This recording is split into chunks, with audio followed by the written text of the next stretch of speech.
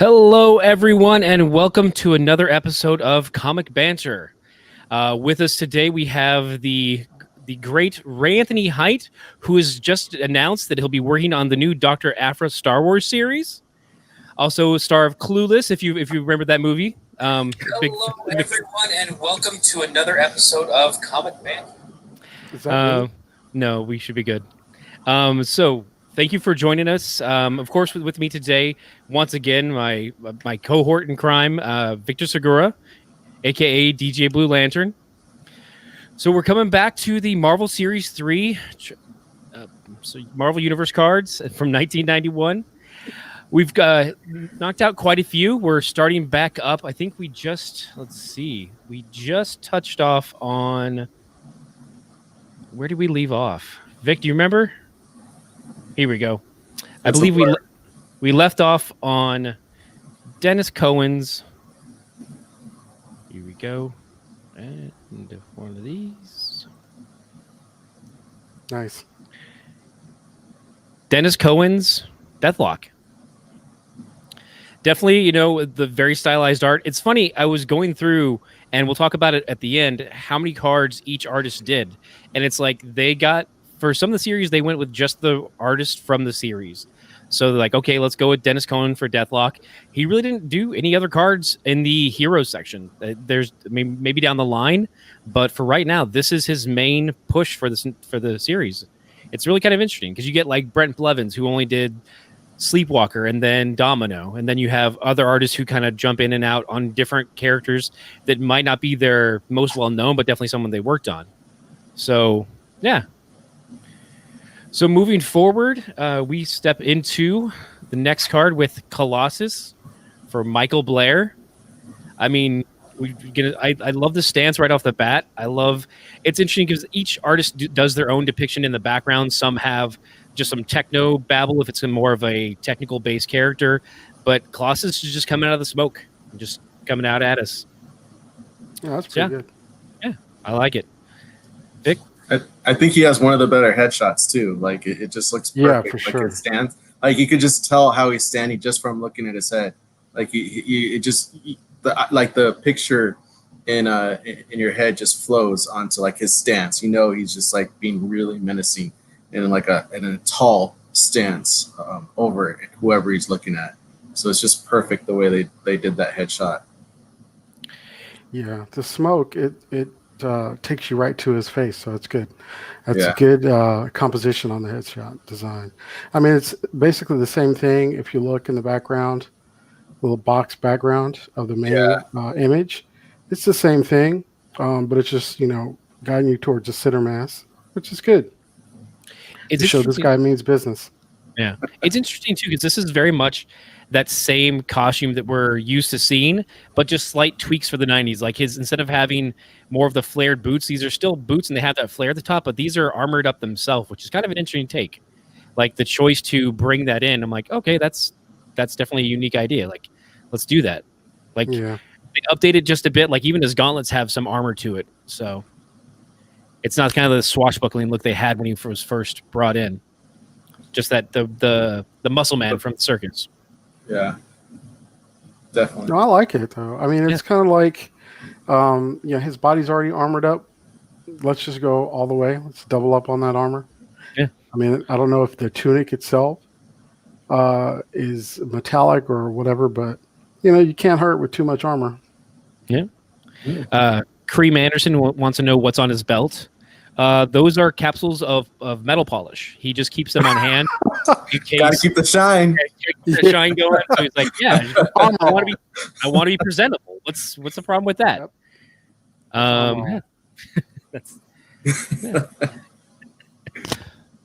Next up, we have Meggan from Excalibur. It's interesting because it's like I try and think of her in anything else outside of Excalibur, and like she, of course, was in the Captain Britain run and had some time there, but there wasn't a lot that I only think her in the context of the Excalibur team. She's when Excalibur appears in X-Men, she's there from time to time. Yeah. Yeah. And it's interesting too because it's like she was in, I want to say that one of the new Excalibur runs that even didn't have Captain Britain, but because they were there and they were like, I think Pete Wisdom was part of the team at the time, and he was leading an excursion into the, I want to say the Land of the Fae or something along those lines. But yeah. And she was there and she was playing her role, and she'd kind of disappeared for a while because because Brian had disappeared as well. I remember she was they did that story arc during the Uncanny X-Force Raminder run. There's a part of it that focused on the Captain Britain corpse, and she was kind of on the ground level battle that was in that storyline. But I always thought she's always an interesting character because she always depicted this graceful, beautiful, blonde heroine, but she also had the ability to morph into these monstrous bat-like creatures. And I always found that interesting that she had that ability that she could with the flip of switch she could turn into this monstrous character and take someone out. Yeah, it was connected to her empathy. She's was like a empathic mesomorph. So, well, not mesomorph, polymorph kind of thing. So, and she had powers to go along with it. So she could not only physically change, but when she gained mass, super Hulk size, she had the power to back it up. So it wasn't just a physical change. What else? She's done a lot of things, man. Meggan is quite powerful. Yeah, it's funny. We always go back to the stats on these things, and you see stuff like strength. It's no, she's a lot stronger than that. She could hold her own against a lot of the heavy hitters in the market. Oh, for sure, easily, actually.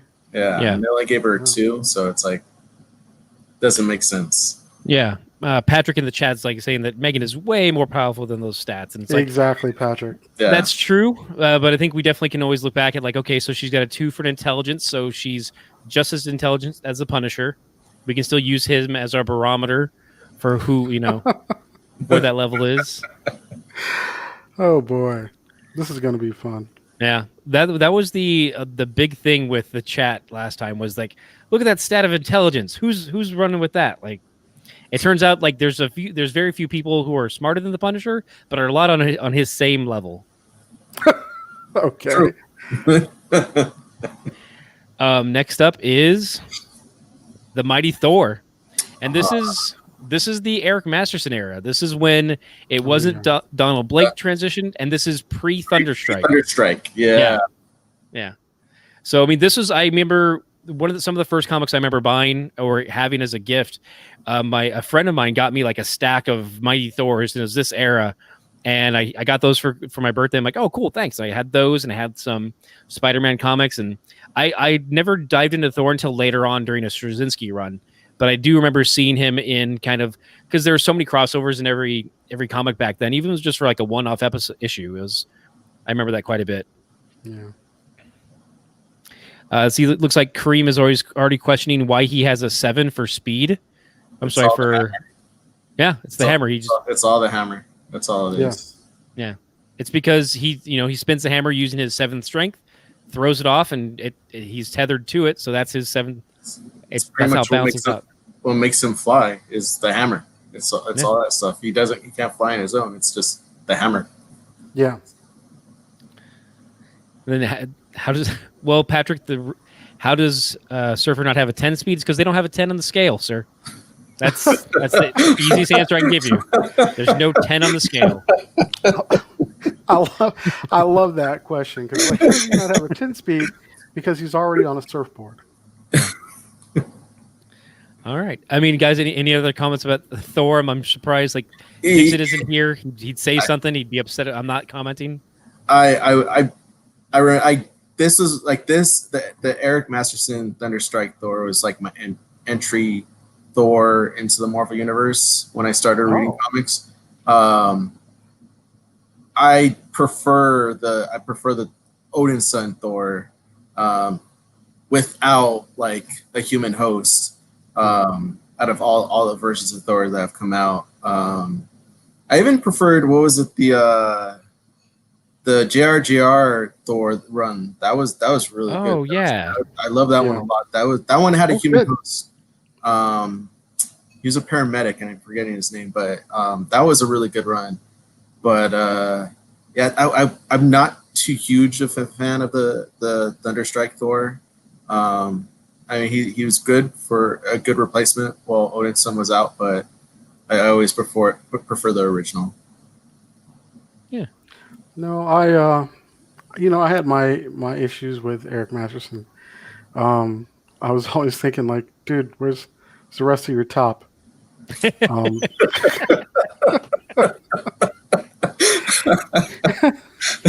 I mean that was a thing, and it's like, and the helmet was kind of cool. It depends, like Ron Friends he knocks it out of the park every time, but I just thought that the face mask, I wasn't quite sure. I don't know, throws it off because it's Thor with a metal face mask. It screams like Masquerade to me. Kind of, yeah. Like it's just, it's off. Everything else is pretty cool. I mean, I thought it was fine, but yeah, I'm looking at it now and I'm like, yep. Even the legend Ron Friends drawing it looks good, but the design itself is like, oh, yeah. Yeah, I'm totally with you, Ray. Yeah, like Ron's a great artist and like he's always consistent. It's just this design of this version of Thor that just doesn't click. Yeah. Yeah, but the piece itself, though, I mean, looks great. So, he's checking all the boxes on all that.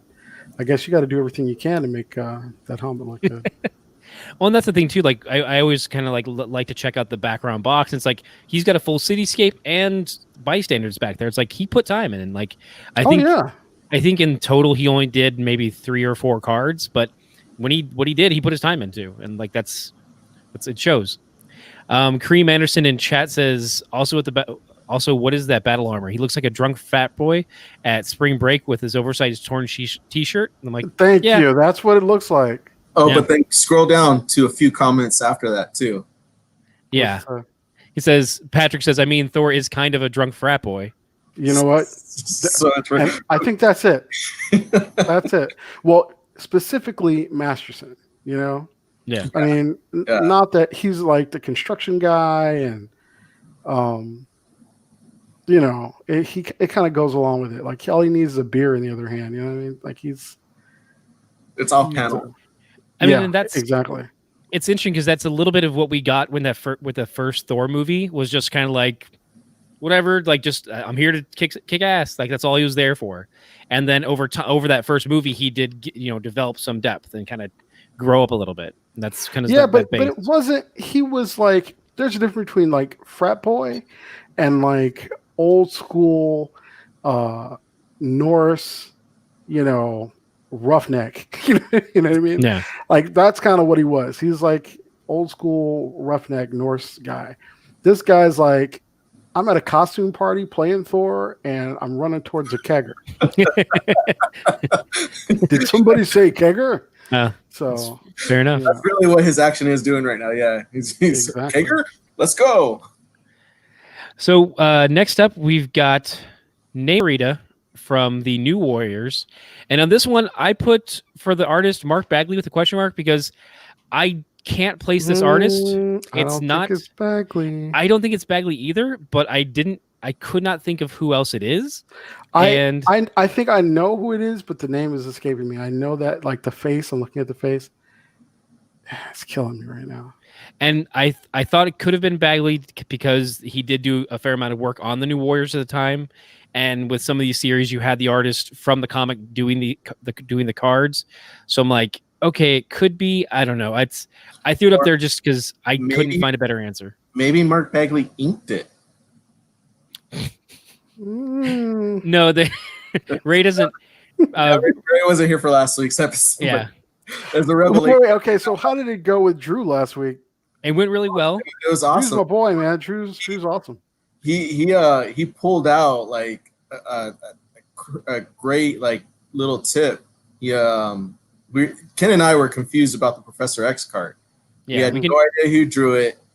And like there's hints of it that kept on telling us like, oh, like it's something that screams Jim Lee, but we know it's not Jim Lee. And Drew out of nowhere, he's like, well, give me a second. Like I'm gonna start texting people. So he starts texting. It comes to find out that Jim Lee actually inked the card. Oh, nice. Drawn by Carl Altstetter, which I hopefully said that name correctly. You did. But yeah, Carl and so his name gets messed up all the time. So, I mean, jumping back for those who weren't here, we found out who drew this card, and it was kind of like eureka moment of like, it's just like, it's so awesome to kind of come up with this revelation. Wow. So, yeah, it was a good moment. That's pretty cool. Yeah. So you can have fun without me. Okay. We can, but we definitely want to have you here as much as possible, and definitely we're going to try and change things up every episode if we can, bring in other people, but definitely want to have some of our favorite returning guests. Yeah, this, I swear, I'm staring at like my bigger screen and just to get a better look at the image, and the artist who drew this, definitely when he draws younger women, draws these very puckish features. And I'm looking at the headshot and I was like, God, I know who this is. And I don't know.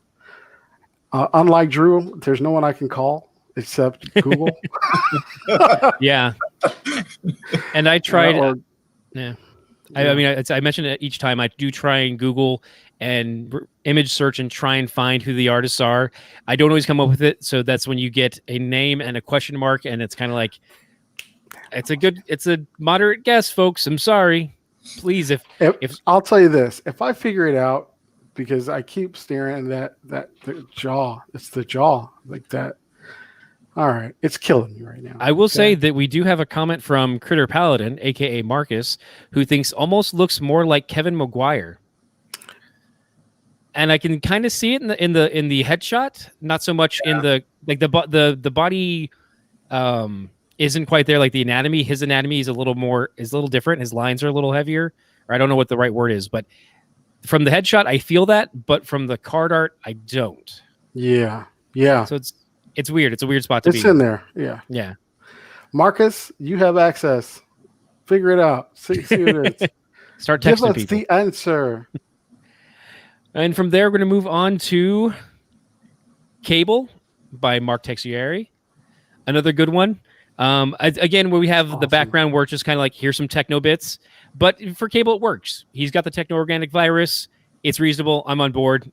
Like, and I like too that he hides his signature in there. It's like, it's there. So if you want to figure out who it is and you don't know, you can find it. It's right there. Yep. Yeah. I mean, this is key. This is prime Cable era. Definitely X-Force. He's leading them, and it's shoulder pads. Yeah, he's got about 200 pounds of shoulder pads on him. Although he has no pouches from the waist down, I'm a little surprised. But it's it's a different era, I guess. No, because the different artists. He's got. I mean, because I'm looking right now, I'm seeing 1, 2, 3, 4, 5, 6 pouches on the belt. Yeah, and then that's not counting the capsules, right? Like the cartridges. Yeah. And it is classic Rob guns. Which, you know what? I mean, I'm not ashamed to admit, I used to dig those guns because it's like, that's kind of cool, It's kind of like the slab and then all the text inside it, and you see the barrel, and he's got the different barrels. Like one barrel is basically a long rounded rectangle. Yeah. And then you got like a double barrel. I'm sure one of them it's got a sight. I wish you guys could see like me pointing to it, but it's got a sight, it's got a barrel and another barrel. And I was like, dude, that's just awesome. I never understood about the metal like leg band. Like, what was the purpose of that exactly? But it looked cool. You know what I mean? Like it looked cool. Oh, it's resistance training. Like you can't see that it's just there's actually weights under there, so he's just like constantly flexing his thighs to work those out. He's got to carry those guns everywhere, so he's got to try and build that up all the time. Well, Kareem says, "Oh, his upper body looks disproportionate," and I'm thinking, I'm going to introduce you to something called comics. And you'll see it's very rampant in comics. It makes them interesting, you know. I don't know. Yeah. I mean, I think, who is it? I remember, I think it was Eric Larson it was in Wizard. He gave an art training on how to draw the Hulk. And it was like massive torso, tiny legs, and tiny head. And it's all for, you know, they all spoke specific purposes within, you know, the comic book art realm. So it's very true. I mean, honestly, to make a character look massive, give him a smaller head. Yeah. You know, that always does it. Especially, I mean, if he's in a group of people, and his head just a little smaller, but the shoulders are like 6 heads. So that's the thing. Okay, I want you guys to count. Just imagine the size of his head, and his head should be 4 to 6 heads. His shoulders should be 4 to 6 heads wide to see how massive he is. I wish I was better at Photoshop on the fly. I could just it cut also and paste it. It doesn't help that he has 3 levels of shoulder pads. Exactly. But look at his actual, like, the deltoid of his muscle, right? So, yeah, it's dude's wide. That's a wide load. So, but he's supposed to be 6'6" or something. He's huge. Yeah. This run doesn't have heights on them, but it's definitely he's definitely a bigger guy. Yeah, he's huge. He's a giant. Yeah, definitely doesn't get that from his dad. No, don't you know at all. Cool skips a generation, so that's because his grandfather's a pirate. So that's what, yeah. But his grandfather was normal size, I think. But he was still a space pirate, so that's true. That's true. Okay. Yeah. A little Cyclops shade. Patrick would like to point out that Cable's ultimate weakness is doors. Sideways. Yeah. Why do you think a lot of those comics were sideways? Like, or the places didn't have like double doors? Exactly. Like every place they went to. Yep. But remember, he didn't need doors. He could just body slide. That's true. That's true. So there you go. A little X-Force for you. And moving from X-Force over to X-Men, we've got Psylocke by Paul Ryan. I mean, it's nice fluid action. I mean, again, you got some techno stuff in the background, but like a battle scene, so I enjoy that. Yeah, this is something that's funny too, because it's like we've been looking at these cards for so long, and the things we pick out is like, oh, you know, they've got the stats here. I didn't even process, like, they also have quotes. Every one of them has a quote from an issue. I'm like the whoever was going through these had to go through and pull out, okay, this is a quote from an issue. Perfect. I got that. So the interns were busy with a lot of things. So if they don't exactly have the intelligence stat correct, then maybe give them a little bit of a break. Yeah. Not a lot, just a little bit. Wow. And Kareem would like to point out that she is just as intelligent as the Punisher. Just as intelligent. Yes. Nice. I'm you know what? I'm not gonna, there's no need to bring anybody down. I'm just gonna say, lift people up. Yeah. So yeah. I mean, this look obviously is the distillment of the Jim Lee style when she was brought back by the Mandarin to be an assassin. And so it's like, this is the one that I knew the first time I saw Psylocke, but later on I'd be introduced to the idea of like, oh wait, no, she was actually British before and had a completely different costume, and she had like a long flowy cape one, and it's really interesting to go back and see like, oh, her first appearance she had puffy shoulders, like puffy shoulders, sleeves, pirate shirt. Yep.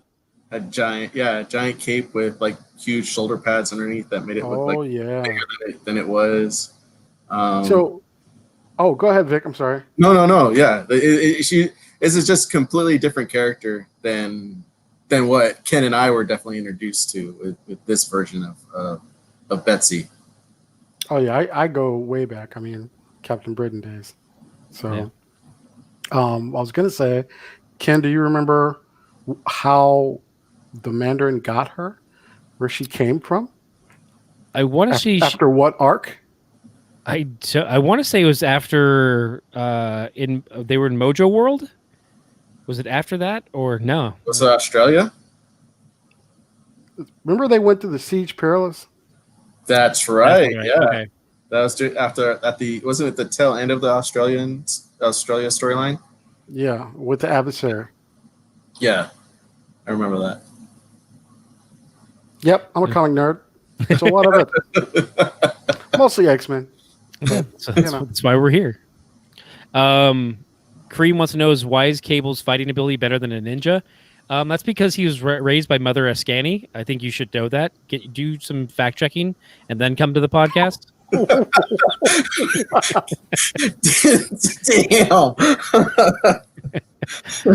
Dude, your house is on fire because he just burned you. Oh my god.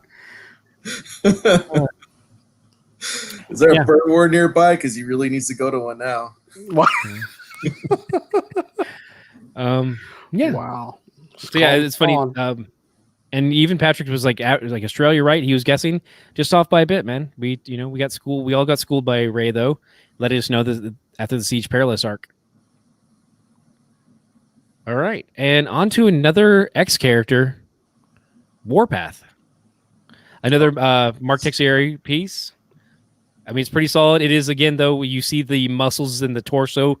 Scaling is very unique. It's this artist's style, and can't hate on that. No, not at all. No, he made it look good. Yeah, I mean, other artists have tried, varying degrees. As a kid, I actually had my first Wolverine poster was by Mark Texeira. So like that, it was on my wall, and it like the proportions like totally scream his style. There's always like a hard inking to his style, so yeah, it's always stayed that way, and it's never changed. And I've always been a fan of his art, so I love it. I love this piece actually. Yeah, me too. It's he's always got that like scratchy inking kind of thing going. I always love that. It added so much texture. Oh, for sure. Very earthy. Patrick does have an interesting note. He said, "Is he in an office for the headshot?" And I honestly think he is.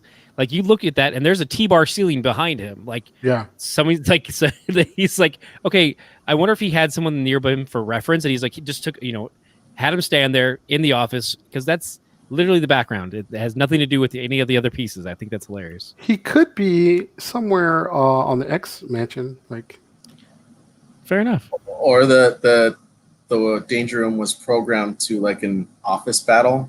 Exactly. There you go. Learn how to use any office materials as a weapon. Cable tried everything to train his team, so who knows? He probably used an office environment at one point. Exactly. Like he's there you go. Data entry. Undercover. There you go. I'm an intern. Exactly. Yep. Shirts are kind of tight, but all right. Critter Paladin is curious, where was the X-Force HQ at this time? Pretty sure at this time they were treated as terrorists, so X-Force was basically on the run. Yeah, it was mobile. They were definitely on the run. Actually, I remember Cable had a psychic, like he had his own microchip guy. Like he had these really bulbous eyes, and I remember if that's when they had a mobile base thing that they teleported to. I'm trying to remember. I'm drawing a complete blank. Yeah, I'm drawing the same blank. I know what you're talking about. Blacksmith. Yes. There we go. There we go. See, this is awesome. So yeah, moving on from Warpath, we now have Nomad. Samuel Clarke Hawbaker. This one, it's funny because it's like I remember Nomad. Like I remember that it's like, oh, he was a Bucky for a short time, and then like when he was living on the streets, and Captain America like said, "Hey, you can use my old identity," trying to like raise himself up, and he was kind of like almost similar to Spawn in a way that he was protector of the unprotected, like taking care of people who were homeless and trying to defend them. And it's kind of an interesting story in that concept. But then there's also like his daughter that he rescued from the streets. Like he just adopted her. And yeah, I vaguely remember that. And it was a couple of covers with him and her on the cover. It's a silhouette of her in the background. Right. Yeah. with the teddy bear. Yeah. Look now, that's good art. Yeah. And like again, good use of just of everything. And it's funny too because it's like that moon that pops up just over his head. It's outside of the frame, but he's like it still works for the piece. So it's just like it goes. Yeah. Yeah, and I don't know you guys can see, but you see like he's on the road because there's a sign. Yeah, I love that. That's storytelling right there. Yeah. The smallest little details go a long way for stuff like this. Yep. He was my favorite Bucky replacement. Yeah. Yeah, until something happened to him and another Bucky. Yeah. Yeah. I don't know if anybody, if it's little spoilers for something later on, he actually gets taken out by James Buchanan Barnes when he returns as the Winter Soldier. Yep. My Steve. Back to another X person. Sorry, that was good, Ray. Back to another X person. We've got Polaris here. Always like Ron Lim. Yep. Ron Lim. Again, the background that shouts Danger Room to me. Like that's them training. I mean, I know she's X Factor, so maybe they have their own version of the Danger Room or something. But that's what that looks like to me as soon as I see that background. Apprehension Room. Yeah. Yeah, I mean, Ron Lim art, very solid, always going to be good. It's interesting too because at this time she wasn't considered to be a daughter of Magneto. She wasn't. Later. Yeah, and X-Force. Oh, yeah, or X Factor. Yeah, X Factor. They weren't really playing it. I mean, the rumor was always out there. I don't think it existed before she was on X-Force, or X Factor. But they weren't really even touching upon it much at that time. Like it's like I think it was mentioned once or twice, but really it wasn't. That's what I thought. Like I know that in X Factor, I don't know how much they brought it up, but remember when they went to Savage Land? And I want to say like they talked about Polaris, and it was something going on with Zella. Oh. I remember the X-Men proper in the Savage Land more than I remember X Factor, but there's definitely times where they ever went to the Savage Land, but Polaris has been in the X-Men before she was, on that team before. Yeah. Yeah, but they downplayed a lot of like, what there wasn't outside of the crossovers. There wasn't a lot of like they try to deal with the book on its own, and they really do a lot of mention of the X-Men or like Magneto, like bigger, which makes sense stuff.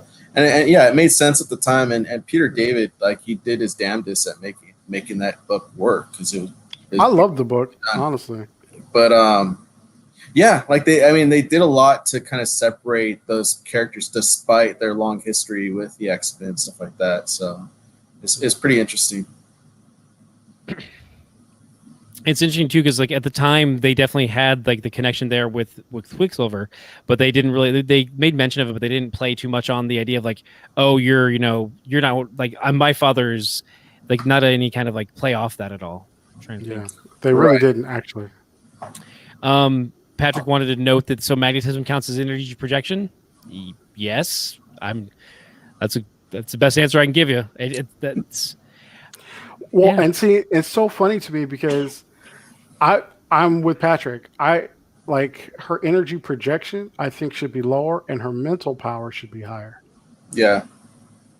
Okay. Because I figured that's a mental thing, like you're controlling it. You're not like there's nothing coming out of you. Yeah. You're mentally controlling it. Yeah, and in the game, I mean, not that it's the perfect 1-for-1, but there's a game called HeroClix, kind of like superhero chess. In it, magnetism is represented by telekinesis, like because essentially you're moving objects with your mind. That's the same basic principles of it. So I can definitely see that. Patrick agrees with us, by the way. Thank you, Patrick. So moving on, we've got, of course, the Guardians of the Galaxy, probably someone like Star-Lord or Rocket Raccoon. Oh no, it's Charlie 27. The OG. Yep. Which I mean, I didn't read a lot of these. I remember seeing them in the shop, and I'm looking over his card when I'm prepping stuff, and I'm like, So was his power just that he's just a really big, strong dude, like just a giant, strong dude? Yeah, basically. Yeah, Okay. those big guns. Yeah, he's hardcore. Yeah. Wasn't he played by Ving Rhames in Volume? He was. Guardians Volume 2? Yeah, that was awesome. Wow. Yeah, I want to say it was played by Ving Rhames. Spoilers. Yeah, if you stayed after the credits, you got that. Yeah, I mean another big gun would make Rob Liefeld very happy. Like, all right, that's good. You should. Oh yeah, Jim Valentino. That's what I was introduced to Jim Valentino with that run. We talked last time about that, right? Yeah, they did a lot of great stuff during that run. They really did. Vance Astro and the Phoenix and Ghost Rider of the future and all that stuff. Yep, and I remember the run prior to that. Very, very vaguely. I wasn't that into it, but when they did the reboot or whatever it was, and which ran for a long time, I thought it was great.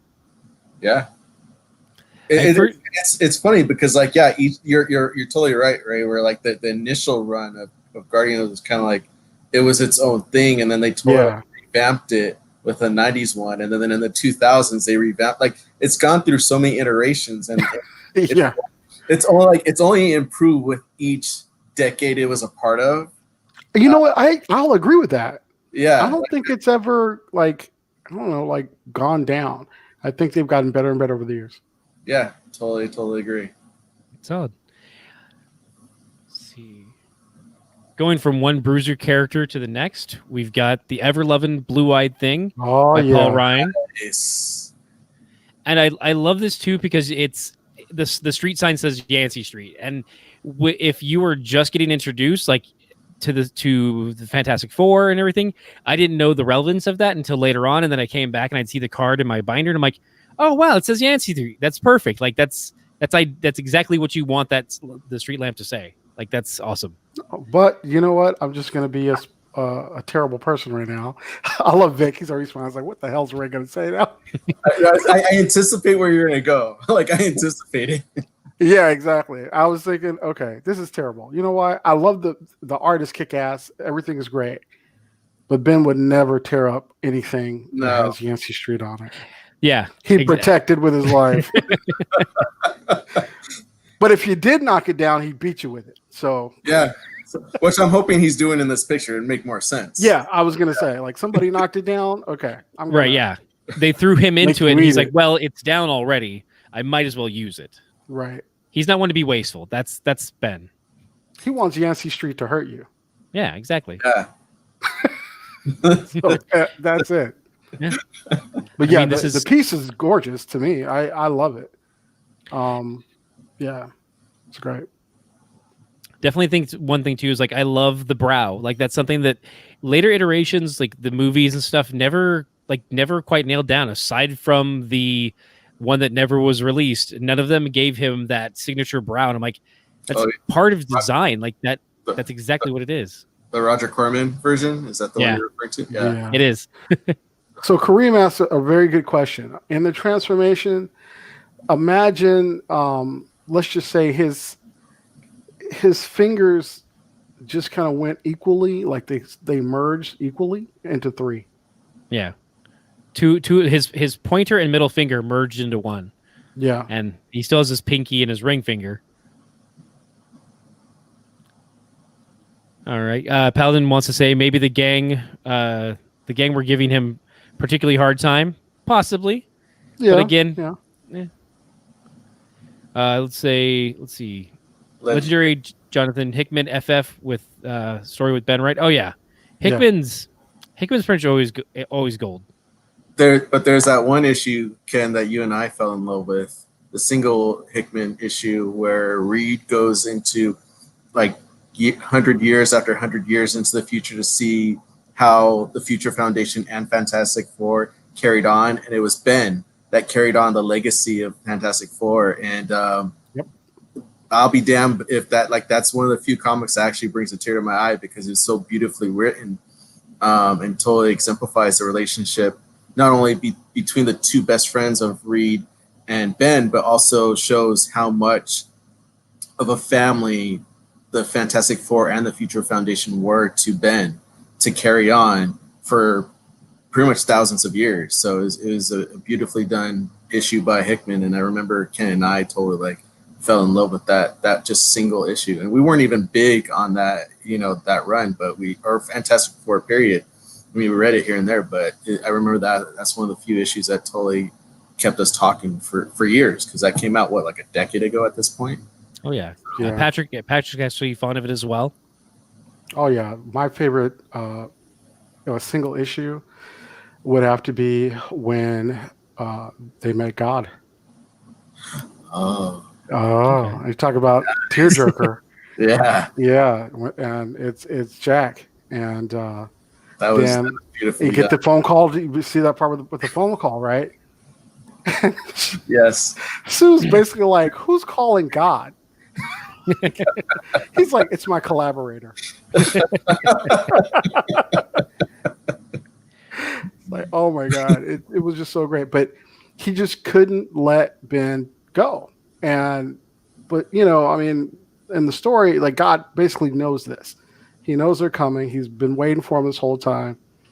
And he's like, yeah, you can't go. Like, there's the Fantastic Four is nothing. He erases the melted part of Reed's face after that battle with Dr. Doom. Yeah. Like it was nothing. He's like, I created you. It's nothing I can't fix. With some of the most beautiful line work by Mike Wieringo. And that's, my God. It's that he's probably, I mean, he's easily in the top 3 of my favorite Fantastic Four artists, and just artists in general, of course. But they made an action figure of specifically styled after his art of the Thing, and that's my like definitive thing. Because it's like you look at it and you're like, no, that's a Mike Wieringo figure. That was like someone was looking at the toy or looking at the comics when they sculpted that. It's awesome. Well, look at this Paul Ryan piece. That brow is not a Kirby brow. That's Mike Wieringo. Yeah. Totally. Yeah. So I don't know if that's 1992. And maybe Ryan maybe Mike got that from Paul Ryan. I don't know, but I have to think about the timing of it all. But if this came out in 92, I can't remember the run. You know what? Byrne did something similar. It's not like that. So it's when Mike was doing it, or whoever was doing it, and maybe this is how it morphed, but it was almost like a one piece, like a shelf. And then, the brow. So yeah. At first when Byrne was doing it, it was kind of Kirby-esque because he worked on some of those issues way back in the day. So I don't know. Yeah, I remember Byrne was late 80s, early 90s. Mike was late 90s, early 2000s. I remember. Right, exactly. Yeah. So I remember Shop had the 4-issue lineup of the Fantastic Four during that run. It was like I think it was Human Torch at the top, Mr. Fantastic, Invisible Woman, like the Thing lined up, and they all each issue lined up to make a long poster. And I remember that was up in our shop for a long time. I was thinking it could be a Simonson who started that. Right? I'm going to look it up. Yeah. Also, he could simplify very, very well. Was it around this time, Ken, and you may know this too, Ray, wasn't it around this time also that Art Adams did those 2 magical issues? Yeah, as a matter of fact, yeah. And he kind of had that style in it too, so. He did. Yeah. Maybe it's, I don't know. You guys make me want to look this up right now. That's hopefully what the show will do is people are like, oh, either I want to go out and buy these cards. Like Patrick let me know he bought a box of these cards of Series 2 after one of our last streams, and he's like, I just want to collect those again and just have them. Or just even make you think like, oh man, that sounds like a good run. I'll go check that out during the, that's hopefully just inspires you to look into more comics. Yeah, for sure. Yeah. From there we step on to Longshot. I don't know why my brain was going to any other name, but Longshot by Ron Lim. And again, I love that there's so much stuff in the background. Like this is very much like in the Mojo world. So it's like he's on TV and it's this techno futuristic background in space. It's like that's exactly what I want to see from that. And of course, the mullet. It's Longshot in the 90s. He's gonna have a mullet. Speaking of Arthur Adams, yeah, I mean, I was thinking about his creation, and I guess it was patterned after some rock star. See, Kareem Anderson says he was based off of Bon Jovi, right? I don't think it's Bon Jovi. I think he predated Bon Jovi. Yeah, whoever this other rock star was. I think it was more of it was like an earlier hair band at the time, I think. Yeah. Let's see. Got Patrick saying that quote is so depressing in context of the character. Yeah. Yeah. Kareem, this character also has 3 fingers, but he was made that way. There's no merging the fingers. That's just how he was envisioned from the beginning. Exactly. And then don't get me started on his connection to Shatterstar. Yeah. We That's a chicken or egg thing. Brushed over that. One. Yeah. Yep. I don't know if anybody has much else to say on Longshot, so I'm going to keep moving with The Human Torch, Johnny Storm by Paul Ryan again. And it's like I can just see him ready to fly up to make that Fantastic Four fiery symbol in the sky. Like, that's all that tells me right there. I love it too because it's like for the longest time, Human Torch it's one of those things where it's like every time you see the comic, he is just got just thousands of little hash marks over him. But it conveys that he's just this inferno of heat, and it's just like it's perfect. That was Kirby. Kirby did that. Yeah. And no one wanted to change it because that was like signature. Yeah. Yep. Like it wasn't Human Torch if those weren't there. Yep. Yeah. And it's like I realize I collect comic book sketches and I'm like, I don't have a Human Torch piece, but I need one, and I need him to look very much like this. And but unfortunately then the artist is like, wait, so I have to draw all these little lines throughout the entire piece? Like it's like drawing Spider-Man's webs. You're just like, oh man, okay. That costume? But these are fun though. Like you just kind of go over the contour of the body. Yeah. We've got Patrick saying the speed of flight. We'll go back. All right, jump back. I still don't know how fire equals flight. Power cosmic. Heat rises, right? So it's propulsion like a jet, right? So you can go with that too. Yeah, I figure it's more like propulsion because he can push fire. Like when he's doing some type of projection, his energy projection is pretty high. So all he needs is enough thrust to push himself forward. He's not just on fire; he can actually control fire. There's actually interesting too because it says mental powers is 1. There was a story I want to say during the tsunami era where it was like a 4-issue miniseries, and he could actually see like the path of fire. He was working with, I want to say, a arson investigator, and he's like, no, the fire started over here and it traveled this way. And it was just, I haven't seen it. Scotty Young's run? Early Scotty Young. Thank you, Ray. Yes. Yeah. And it's like, so like that was something I'm like, oh, that's an interesting kind of idea of like, he can see the path or like thought of fire. I don't know how to describe it, but it's like almost psychometry of fire. Like, yeah. There you go. Love that one. Marcus did mention that Alan Davis tried to change the Human Torch style, but I vaguely remember that. And anybody knows me knows I'm a huge Alan Davis fan.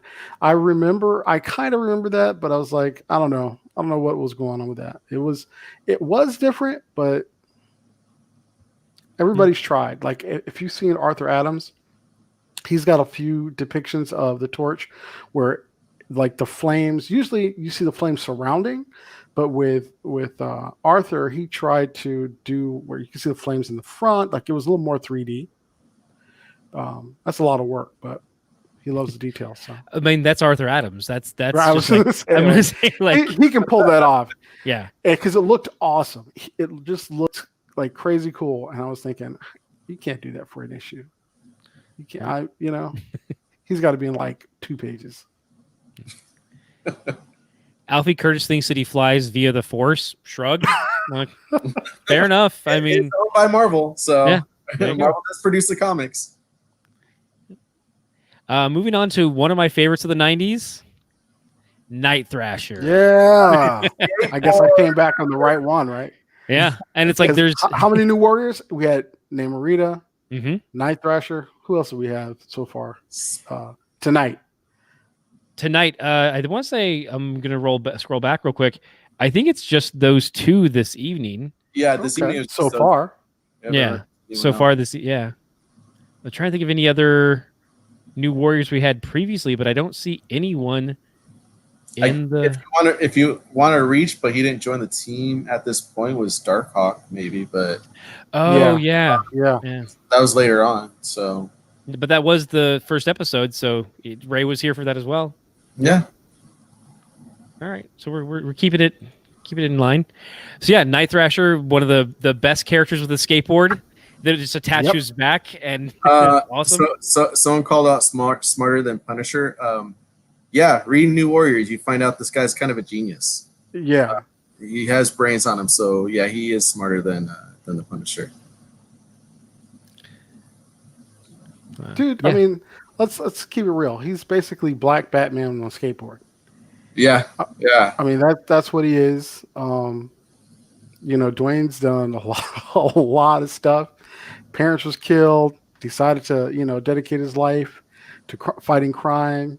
He basically had his own science, made his own money. He's a millionaire. Yeah. Yeah, no, the guy.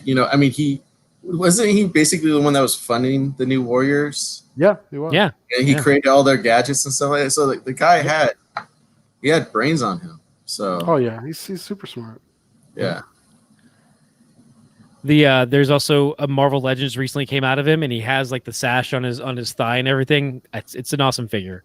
Go check it out. He even has the skateboard and the two screamer sticks on his back. They can pull out. They can combine. It's awesome stuff. Does the skateboard come attached to his back? Yes, it does. Oh, Okay, it's I freaking gotta buy awesome. that. yeah. Oh, I need to have I that. gotta That's buy that. crazy. I don't have a lot of figures, done. but I gotta buy that. It is a well worth it purchase. Who equated that? Being a millionaire doesn't equal intelligence.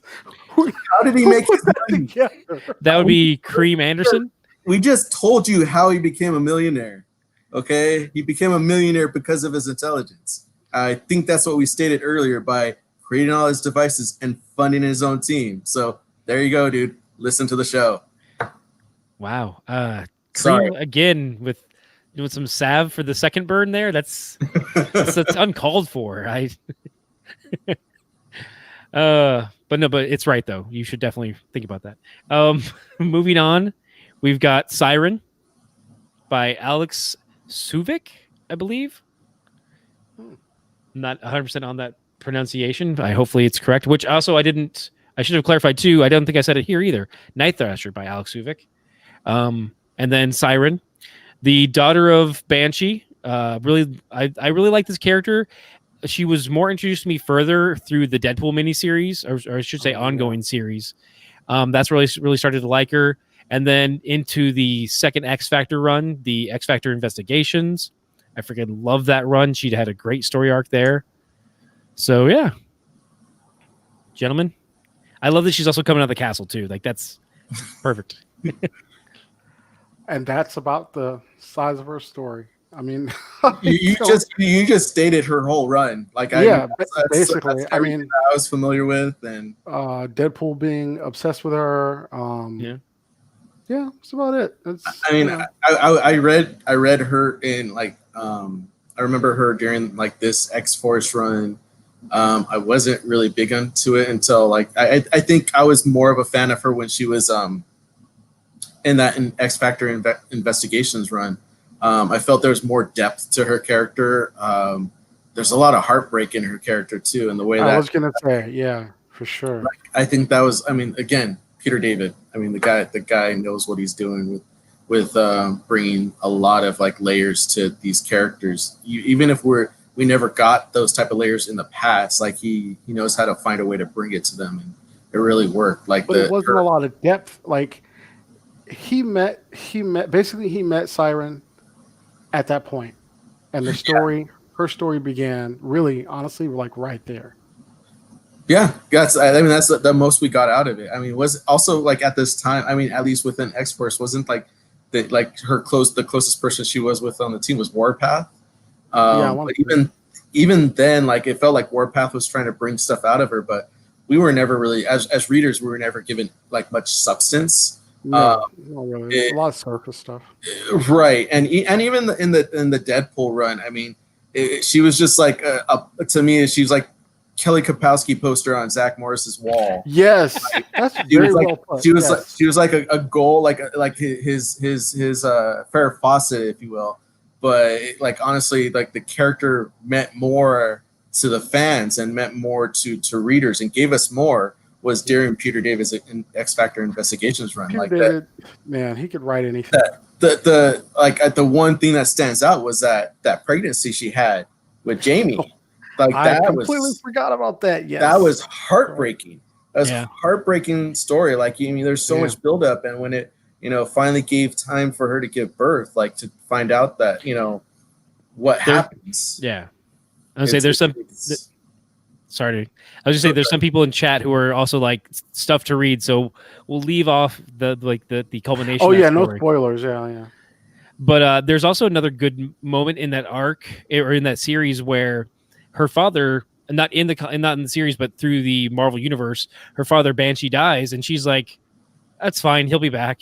And people are like, "No, like you're in denial. Like, what's wrong? Like, do you need to talk about this? Like, it's really important. You should deal with the loss." And she's kind of like, "Why?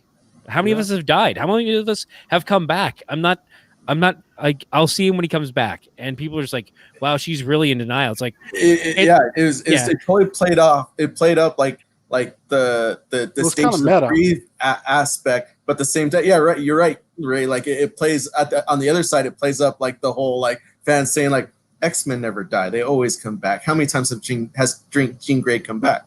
And like to prove her right, like Banshee did come back. He did. Came back. And I was like, on an interview, on a Marvel interview, dude, and I said, we're talking about X-Men, and I said, just to be on the X-Men, you have a 2 death minimum. Right? So he'd only died. That was the first time he actually died. Oh yeah, he'll be back. It was during that was it Deadly Genesis? During that storyline involving the third Summers brother. And that was Vulcan. His death was involving him. So crazy. So crazy. But I love you're right, Ken. I totally love that she was us. She was representing us. She was pointing out like, why should I be sad? Like that character's gonna come back. I'm gonna see this person again. Yeah. We're mutants. We always come back. I mean, hell, look at the 198. 198 mutants existed at one point because all of them got wiped out by Scarlet Witch. But they all came back. Like it always reverses itself at one point. You just gotta wait. Yeah. Some writer's gonna be like, no, I love Beak and I want to make him my prime character. And so get ready for his big run in my first X-Men story. Good story arc in the current New Mutant series. Good story arc for Beak. Actually, got to bring that up. I love the current New Mutant series. If you guys haven't looked at it up, Jonathan Hickman actually wrote the first arc or two. But at one point, like there's like the story kind of flips back and forth between two different fractions of the New Mutants, and Beak's involved with one of those stories, and it's a pretty good story with him. I kind of like it. Just calling that out. Yeah. For Marcus in the chat, he says those mutants just lost their powers. He thought they didn't die. Some of them did die. Some did die. Yeah, some died. Yeah, because essentially, what like if you're a mutant who can fly and you lose your powers, you in fall. mid-flight. Yeah. But I mean, a lot of it is also just comparing it to the idea that so much can happen to the mutants, and it just give it a year and they'll be back, and someone will be depowered and then they'll be turned into a vampire or what have you. Different things happen, so it's comics, and she was just aware. Yeah. Or some of them start a new group of new warriors. There you with go. Fake powers. Nope. All right. So moving on, we speaking of new warriors, See, got I knew it was Nova. coming. Larson, Come on, man. nice, Rick Ryder, nice. Eric Larson. This is a damn Larson good for the win. example of what we were talking about earlier with like this, like the forced perspective of how characters are drawn. Like this is a perfect example. This is awesome what they did with this. I'm actually scared he's going to hit me in the face. One thing that it's like it sparks a memory in my head. At the comic shop I work at, Comics, Tunes, and Toys, one of the employees would, when we'd open up packs, he'd get 4 of the same card, and when he'd take it and he'd just take an X-Acto knife and he'd like cut out the fist, and then he'd take another card and just cut out the forearm, and then take another card and cut out Rick, and then do one card of just the standard, and then he'd use styrofoam to stack each thing so that if you put it in one of like the thicker, like a 25 card case, it would be that 3D effect within the card case. And it's like, it was awesome. Like it's I saw them at the shop and I'm like, oh, that's so, like, yeah, you're like, part of me is like, no, you're destroying comic cards, but like they're 25 cents. I don't know what I was so upset about, but still, like I was just like, and especially with those lines on Eric Larson, it works so well. Like it's just so pronounced. Like you said, that forced perspective, it is just coming at you. And it's a really cool art piece. Oh yeah, that's great. It's one of my favorites. I love those cards that you're talking about, Ken. I have the new Fantastic Four one still of that card. That was perfect with the 3D. That was awesome. Nice. But yeah, this is a perfect example of doing that type of artwork with. It's really cool. Yep. Yeah. Oh man, gotta love Buckethead. Yep. Man. And that like the inset, the headshot, it's like so rich, right? Yeah. Smirk and all. Yeah, like it's great. Mm-hmm. No, it's funny too. Like no one's commenting. Like, okay, that's fine. He has the strength of 5, energy projection 5. That's fine. He doesn't project, at least at this time. I don't remember too many. Like he's more just the human rocket, like him just like barreling into things. But that's projection. He just like Cannonball. It's technically energy projection. Yeah. He just can't shoot it out of his fists. Yeah. At least not until the whole World Mind storyline, but that's down the line. Yep. All right. So it looks like we're moving on to, at the time, people would tell me that this person was not an A-lister. I always thought he was, but apparently he wasn't. Yeah. Who is this? This is a Tony Stark Iron Man by Paul Ryan. Yeah, it's not. I'm only familiar with Riri. I'm sorry. No, that's fine. It's understandable. So it's so funny because it's like Iron Man has been so much like defined by the Marvel movies. Like it happens with every movie that it kind of like one influences the other. But with this one is such a stronger push, I feel like, at least maybe because it's just the performance of RDJ. But now it's hard for me to see anyone. It's like the how he acts is always influenced by the movie at this point. It's like how no matter what I do, I always hear Kevin Conroy's voice when I read Batman. It's one of the things where it's like it's just it's such a stamp on the character for me. And it made me actually care about the character. Actually, what got me to start reading Iron Man at all was two times. The character Ghost, and I saw Ghost in the Marvel Universe, official handbook of the Marvel Universe, like 1985 or whatever it was. And I love that costume too. Yeah, that costume was just dope. And I was like, oh man, this awesome Iron costume. Man? These guys can make me freaking read Iron Man? I don't read Iron Man. Didn't you want to see Spy Master? Go on. Oh, no. And you know who I thought was cool? Guardian or Guardsman? Guardsman. Oh, yeah. That was a dope costume. So I was like, yeah. Okay. And the unicorn, like all of these in the Marvel Universe I saw, and I was like, okay, I like all of these guys, but I don't like Iron Man. Even though most of them were based on the style of Iron Man at the time. It's so funny. Yep. So, and they were, had big stories or, introduced or whatever in Iron Man. So I read that. I read Demon in a Bottle, and that was about it until Karan Grant started doing Iron Man. And then that's the second time I picked it up. So, but still, I had to convince my wife, Shayla, like, because she loves Iron Man. She loves all about these movies. And I was like, when I was reading comics, Iron Man was, he was a B plus lister. Yeah. He wasn't an A-lister. It was all about Cap. Like Cap was the leader of the Avengers, not this clown. Like, he had Force Works. Right? Exactly. And it's like, how dope do you have to be? You started the Avengers, and then this dude comes out of the ice, and he's like, "Nah, this is my team, son." And so, and to this day, there was so many people that were like, "Oh yeah, Cap was an original Avenger. He was in the first issue." No, he wasn't. It was Iron Man. Not at all. Right? It was Iron Man, and it was. But he should have been though. It was the level of the character. Yeah, it stood out. Yeah. And it's so funny that you bring this up because, even the '90s, they tried so much with Iron Man to make him an A-lister to the point where they even made him die. Yes. But, quote unquote, die in the comic book sense. And then years later, they even had a young version, a young version of Tony Stark. Oh yeah, the reboot, the reborn. Yeah, drawn by Jim Chung. I love that cover. Great art. In ice, it's phenomenal. Right, and that's right at the crux. Will Picasso did some of those too. That was during. That was the Heroes Were Born. Yeah. Heroes Were Born. That was right after the Jimmy Chung stuff. That was like they had like right before all the Onslaught and Heroes Were Born stuff. Iron Man had kind of gone insane thanks to Kang the Conqueror. Yeah. He was like kind of infected by him, and so the Avengers went back in time, got young Tony Stark, had him put into an Iron Man armor and fight his older crazy self, and he ends up taking him out and taking his place. And then of course Onslaught Heroes Born totally erases all of that, and they give us the Tony Stark that we know today. So I want to say why are you hitting yourself? Exactly. Look what you've become. I want your life.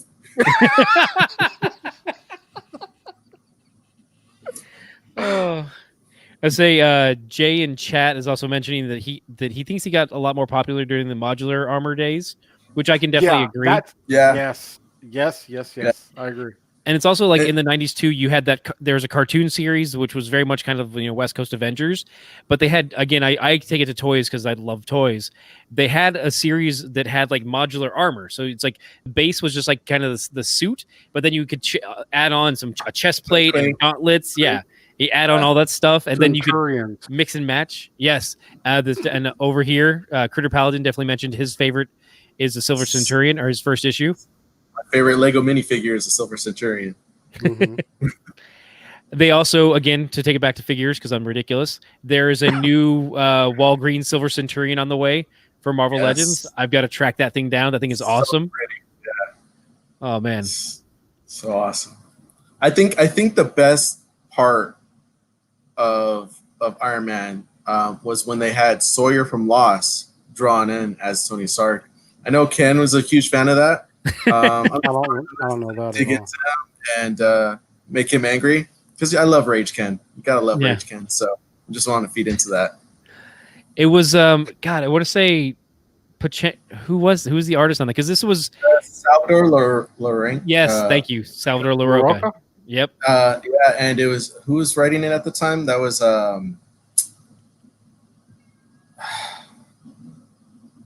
I'm forgetting who wrote it at the time. It's a huge writer too. Jay, I'm going to ask you to tell us who that is, because I know we were just stocking those books the other day, and you grabbed one because it's the first appearance of a character.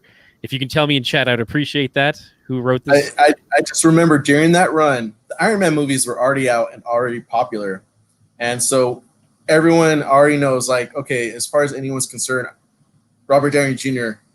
That's how Iron Man's supposed to look. But in the comic books, for some reason, Salvador would draw Tony Stark to look like Sawyer from Lost, like the wide jaw, the wider face, and everything.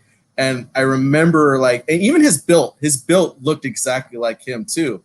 And it just irked Ken so much at the time. He's like, "We have Robert Downey Jr. Why is he looking like Sawyer from Lost?" Like that was Ken. Like That every was time. uncanny. I think I sounded like I was just saying something, but I wasn't moving my mouth. Right. That impersonation was It's, It was spot on. I've been around you for a few decades now, so I've worked on that imitation.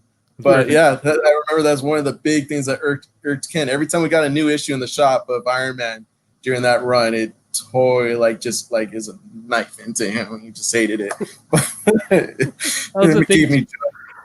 That was the thing about like the 2000s was the late 2000s was like, okay, we're just gonna depend on the artist. It's just like, okay, I'm just drawing this actor as the character. Yeah. So you would have Green Goblin would just be drawn as Tommy Lee Jones in the Thunderbolts issues. Mike Deodato. Yeah, Mike Deodato doing that, Yeah. or someone would say like, oh, who's gonna play you in the movie?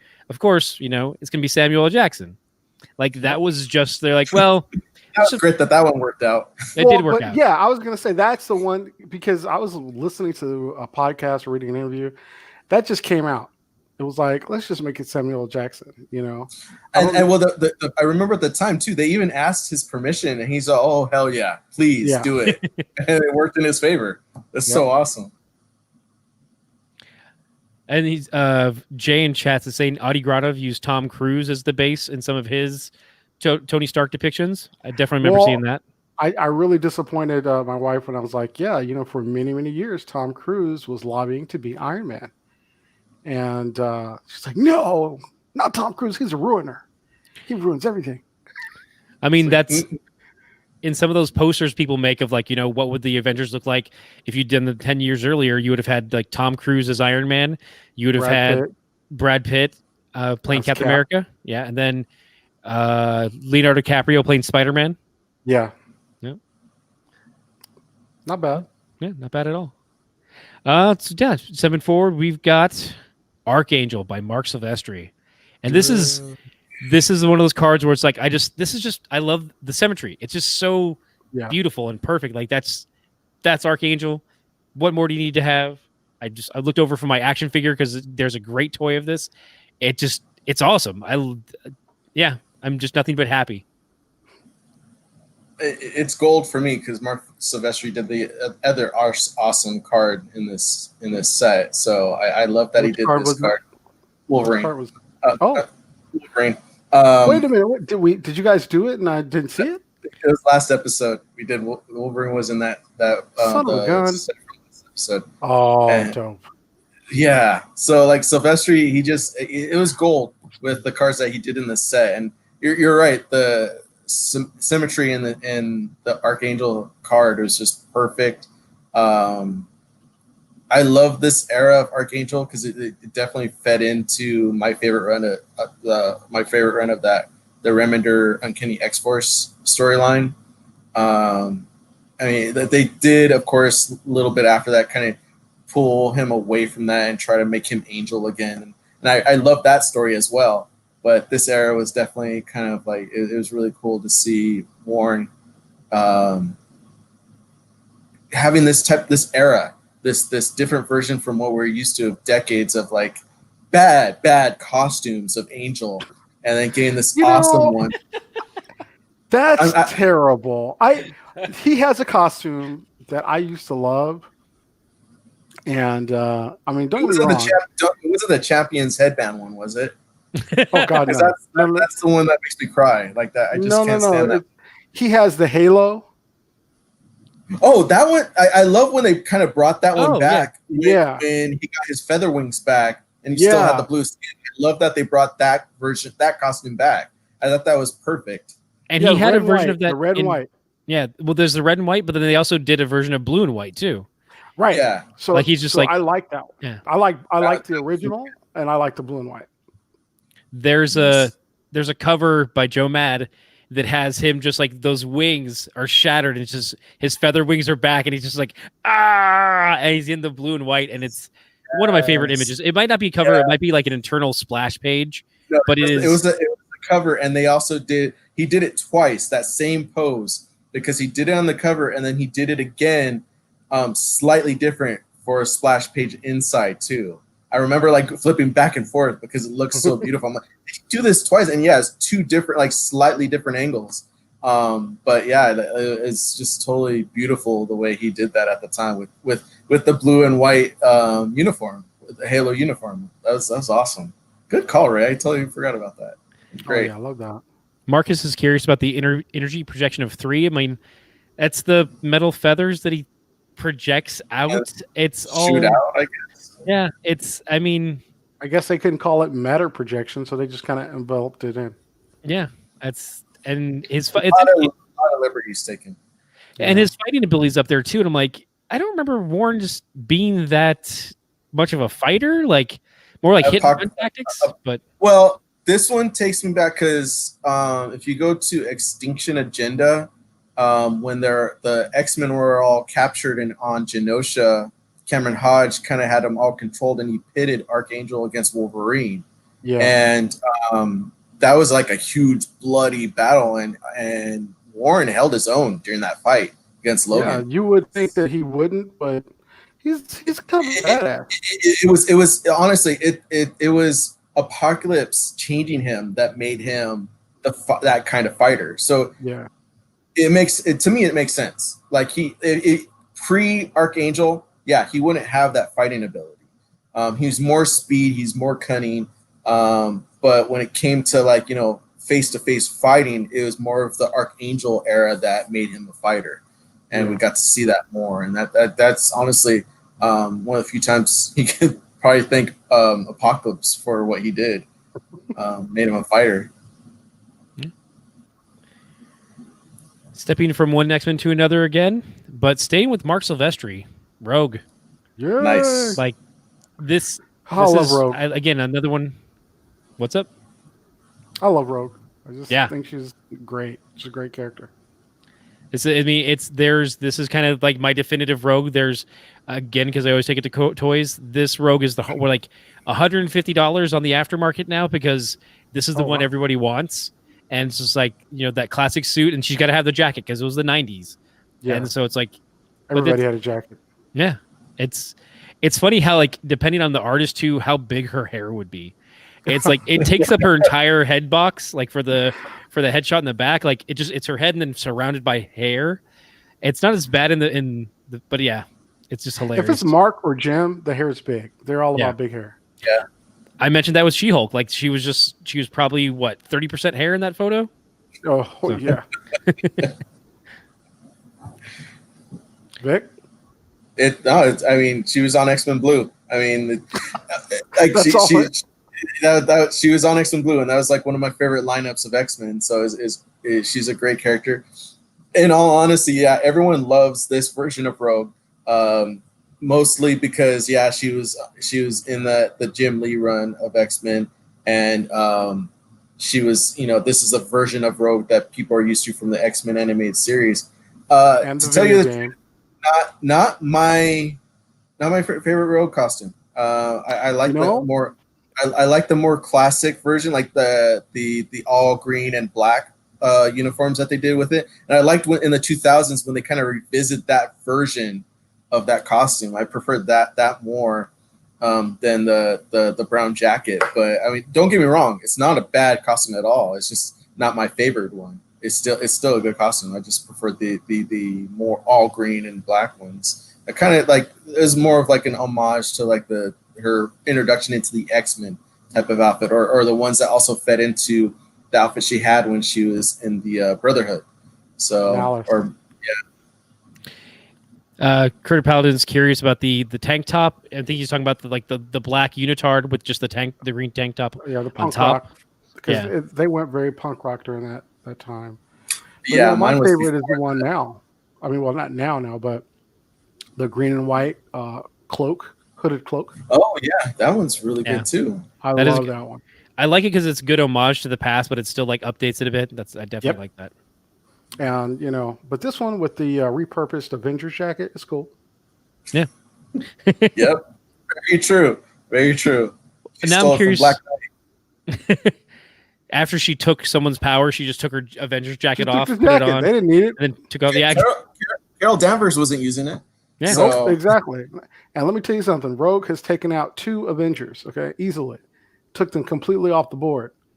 Carol and Simon. Yep. Two of the most powerful characters in the Avengers. She took them out. Yep. I'm drawing a complete blank on Simon. I'm sorry to say, like that's. Oh man, she this has is where I lose my nerd powers card.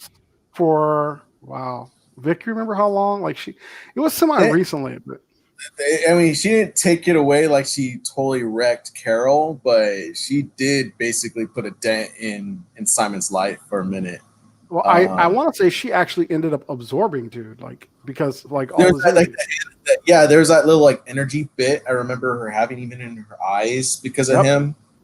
I And can't. she didn't realize how powerful she was till she killed his brother. Oh, that's right, Grim Reaper. Yeah. Yep. I don't remember how long it lasted though, like that storyline. I don't think Yeah, they played it on too long, but it did last for more than like a minute. I remember, like it they tend to play with it a little bit. Jay in chat. Oh, go ahead. I was say Jay in chat clarified for me. He said Wonder Man for the Avengers, and because you guys are calling Simon, my brain kept going to Simon from DC Teen Titans. Oh my! Oh, With the clear head. Yes, and I couldn't get off that image, and my brain kept going there. But it's because of yes. And in my mind, I was going through Simon, the game where ding ding ding ding ding ding. But yes, yes. So, Simon Williams, Wonder Wonder Man. We're good. I got it. No, we're good. It's just my brain. The name Simon makes me think because Young Justice. And anyways, carry on. Sorry, folks. I started thinking about Paul Simon, and then Oh, okay. Simon and Schuster. Joe Simon. Oh, there we go, Ray. There we go. And we're back. I love you. Neil Simon. No, I was given. Sorry. Yeah. Okay. Yeah, I don't know him either, but I figured I want to give some comments to our commenters. Simon Cowell. Simon Cowell. There you go. Got Silver Sable from Ron Friends, which it's man. So like good. I know Silver Sable. I like the character. This costume, I don't know if it's just the way she's the depiction of it, but it's not familiar to me. It's interesting because it's like I remember her from more of the like the Wild Pack, which is kind of this time period, but just her in Spider-Man comics. So it's like different. I don't know, just different design. Definitely the character. Interesting. There's a great what if Spider-Man didn't marry Mary Jane, and then the second issue is what if he married Black Cat, and then in that story she plays a role in it, and I love those two issues. They're really good what ifs. So yeah, that's my level of exposure to some Silver Sable stuff. Silver Sable is actually pretty amazing. I mean, Eric Larson's run, he had her in there a few times. Like all the Spider-Man stuff, like every time I saw her, she had her own like military squad. I think she's what was it? She's like some type of not queen, but she kind of ran a country dignitary or something. Yeah, she's running a country. They brought that back in. There was like a war within her country during Dan Slott's run on Spider-Man, and she was a big part of it. Can I just tell you guys, Pete kisses a lot of women, or they kiss him because they have kissed. I want to say twice, maybe more, but I know twice. I'm sure. And then I was recently going back and reading some old Amazing, and it was Amazing and Marvel Team Up or something. And when the X-Men show up, and I want to say Gil Kane was drawing this, so that's how long ago it was. The X-Men show up, and he actually kisses Jean. As you know, they're like, "Oh, thank you, Spider-Man." He's like, "You know what? I don't need anything from you, but you." And then he kisses Jean, and then he busts through a window, like from a building, like the kissing bandit. And He's like, "Got mine. I'm out." And I get it. He's a young man, you know, but it's like, dude, you're gonna get brought up in charges, man. Like, what are you doing, Pete? Come on, man. Like the thing with Silver Sable, she initiated, and of course, since Pete's the kissing bandit, You know, he's okay with that. But that issue, I was kind of shocked just going back. Like, did he just do that to Jean Grey? Like, what? And then Professor X had the nerve to be pissed off, right? So, and we all know what was going on there if you read some of these comics. Yeah. Marcus says, no wonder Wolverine was hitting on Mary Jane all the time when they were both in the Avengers Tower. Yeah. I'm like, for redheads. Yeah. Yeah. They both have a thing for redheads. Yeah. More so Logan than Pete. But yeah. And this time period, too, I will note that in 92, with the Wild Pack was also Sandman. So it's like there was other people who were to play off of. Turn of a hero. Yeah, Paladin was there, too. Yeah. Oh, yeah. There's a great... yeah, it's a great Todd McFarlane cover, if I remember correctly, of Spider-Man, Silver Sable, Sandman, and Paladin. Just, you know, that's great. Stepping right back to the X-Men and Mark Silvestri. Nice. There you go. Jean Grey just popping off the surface of the sun. She's like, no, I'm here. I was just on the surface of the sun. Don't mind me. How's everyone doing? To be straightforward and honest, I love this piece because Mark Silvestri and it's Jean Grey. Jean Grey is easily one of my top 5 favorite X-Men characters of all time. Not a fan of this costume. Even at the time, I had issues with this costume. I like the nostalgia of it. I love that a lot of people love it, especially because this is the era where they right after Extinction Agenda, there's a blue and gold era. And the X-Men cartoon played off of this version of it, but I was definitely more of a fan of like the Marvel Girl or the Phoenix era Jean Grey stuff. And of course, at the same time, like she said, screw a superhero name. I'm Jean Grey. What's your superhero name? Jean Grey. Jean Grey. So I wasn't really a fan of this era of Jean. I loved a lot of the stories she was involved with, and this was an era where I tolerated Cyclops a lot more than I currently do. But I again, still a good piece because it's Mark Silvestri. Still love it a lot. Just not a huge fan of this uniform. Yeah, I didn't like this one at all. I think, you know what? I try to be positive. So what I did like was everything from the neck up. The rest I did not like. And for me, it really, it's the Phoenix era. Either, the green and yellow, or the red or orange, whatever, and yellow. And black. I like that. It definitely bothered me when they brought her back recently and she was leading the X-Men Red team. And they decided to do an homage to this uniform by making a blue and red version. And it was just, for me, it was even worse than this version of the costume. I'm like, why? Like they even threw the shoulder pads. I'm like, people don't do shoulder pads anymore. Why are you throwing the shoulder pads in there? It made no sense to me. I was glad she was back, again. But it just, I just don't understand with the shoulder pads on Jean Grey. It's not, to me, it's not something that needs to be done. It was great at the time for the people that liked it. For me, no, I'm with Ray. I just, no. Well, thank you. It's odd because this might be my favorite costume for Jean.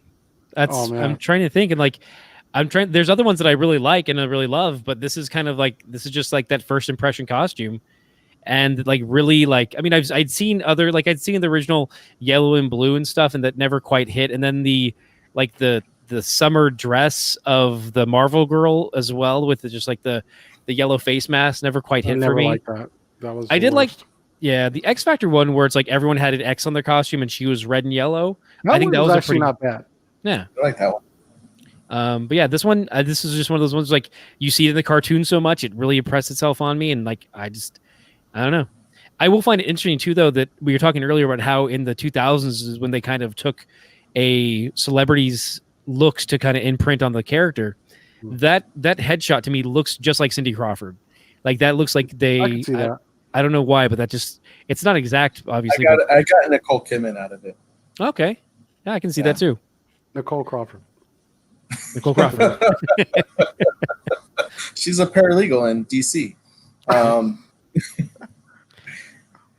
And so this one is feral. I listed it as undefined because I could find no solid idea of who it was. Yeah, I don't know who that is. And it's like it feels like there's something there that's like, that seems a little familiar, but just enough that I couldn't name it until someone say like, oh, it's so and so. I'm like, oh yeah, that's how did I not see that? But I just cannot find any reference, and it's so ill defined that I'm just like, I'm Rob putting didn't nothing. do it? You know what, I don't know. I don't think so. But like, I look at the headpiece around Shatterstar, and I'm like, that's a pretty Rob headpiece. But also, if he did, this would be the only card in the set so far that he's done, and that means he wouldn't have done Cable. He didn't do other characters that he's known for. It could have been Carl. Carl. It could Carl be. could have did it. Yeah. I can't text him right now, but I can definitely try and follow up and see if Carl drew it and then somebody else inked it. So, yeah. Feral. Yeah, Feral. A lot of people are just it's she's a replacement Wolfsbane, which I can't completely argue with. I like Wolfsbane more. I never really attached too much to Feral. I don't know, just wasn't my jam. Yeah, I remember she had like a tragic life, and it's the reason why she had so much attitude and why she got the name Feral. Yeah, I was more of I'm with you, Ken. Like I was more of a Wolfsbane fan. There was really not much to this character. You never really gained much from her story arcs. And she was mostly a side character, even when they tried to give her substance. So, I mean, they tried to expand on it when, God, who was the guy that was after Wolverine for a while and basically was saying that he was the father of all like animalistic mutants? Oh yeah, was that for the Ghost Box story? God, what was his name? I can't remember that guy's name, but like Feral had a sister. Like they try to do some things, but I don't think it really like clicked. Yeah, Marcus wants to think that this is Kevin McGuire again. Is he what he wants to say? But he's not committing to it, and I can understand it. Just there's something there that it looks familiar enough that I'm like, but maybe it's like a familiar artist with a different inker, so it doesn't quite come through. But I can't. I'm looking at the characters in the background, right, and I'm looking at certain shapes. Like Cable definitely stands out as a specific artist, but then when you look at like Warpath, it kind of throws you off because it feels like a different style. And it's not Todd. Todd didn't draw this. Who was drawing X-Force at the time? Because Rob was already off the book. I couldn't. 92. Yeah, I tried to. I couldn't find an artist. It was before Tony Daniel, right? Maybe it was Tony Daniel. That's certainly possible. It could be like an early Tony Daniel. Like going back to the Kevin McGuire, like Kevin McGuire was so established at this point because he did that whole Justice League international run. Yeah. Like his style would have stand out more here. Like, and there's a lot more expression in his characters. This doesn't have the exaggerated expression that Kevin McGuire is known for, especially at this time. Like it is already established at this point that like that was like Kevin McGuire's staple when he's drawing his characters is a facial expression, and even in an action pose, this doesn't stand out as his style. And Kevin would draw it in his style. He wouldn't try to draw it in Rob's style because he wouldn't try to Rob-esque. Yeah, for sure. Because I'm looking at the eyes and that hair, that's very Rob-esque. I think I need to tweet at some people, see if we can get an answer. But for this time, we're going to move forward to another X character. They saved a lot of them for the end, which is interesting. Victor, you might want to turn off your screen for a second. We've got...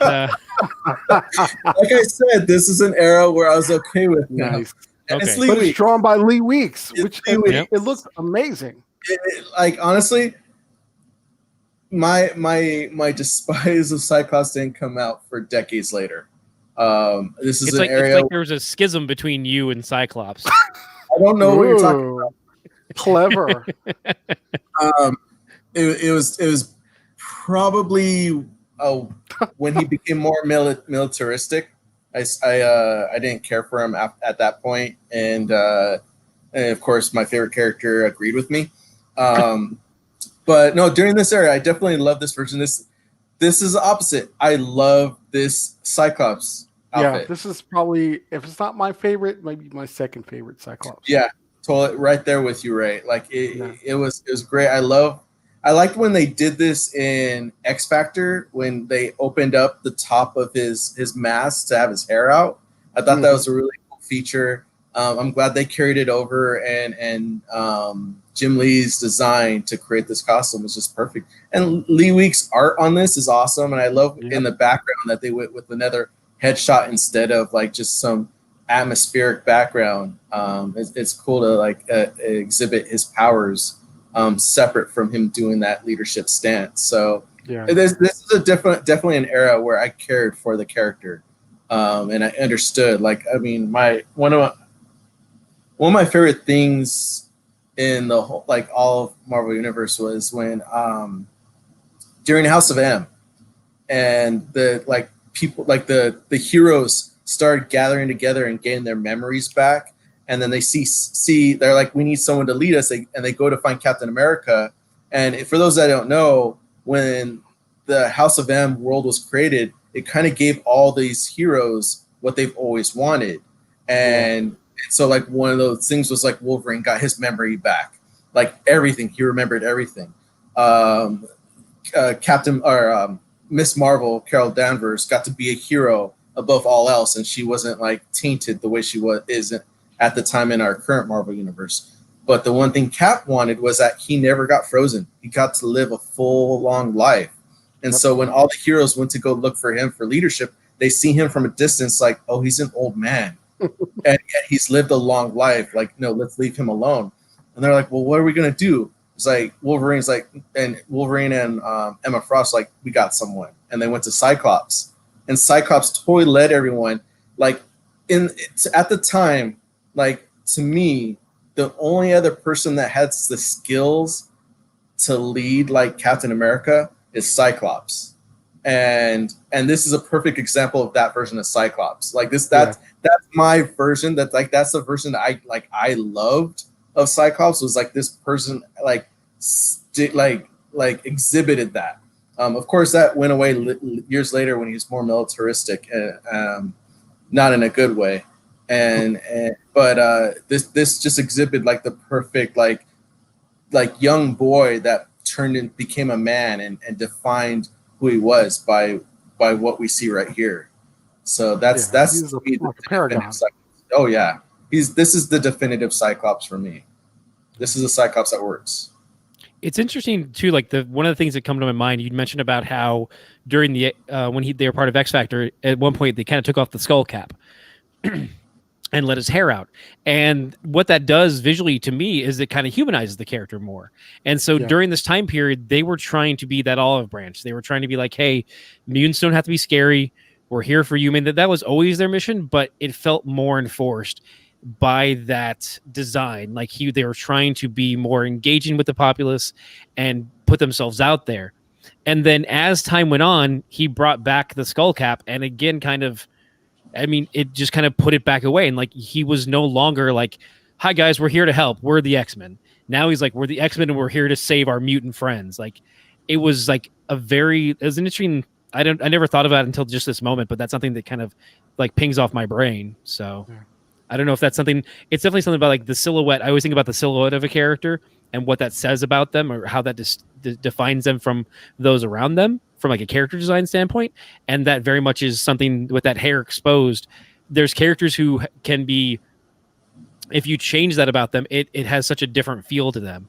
I think about Spider-Boy from the Amalgam universe. He's Spider-Man and Superboy together, and he has a mask, like a domino mask, but his hair's out. And so it's like, it somehow makes him more lighthearted for Spider-Man, who's already lighthearted, and yet he's still more kind of flamboyant and just having a good time.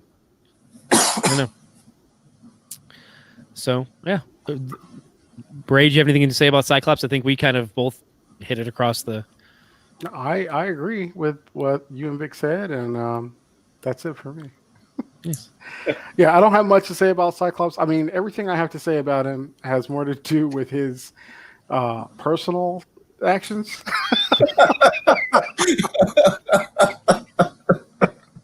Fair enough. Yeah, you know what I mean? Like he sucks as a husband, he sucks as a dad. I mean, You know what I mean? Yeah. So, yeah. Yeah.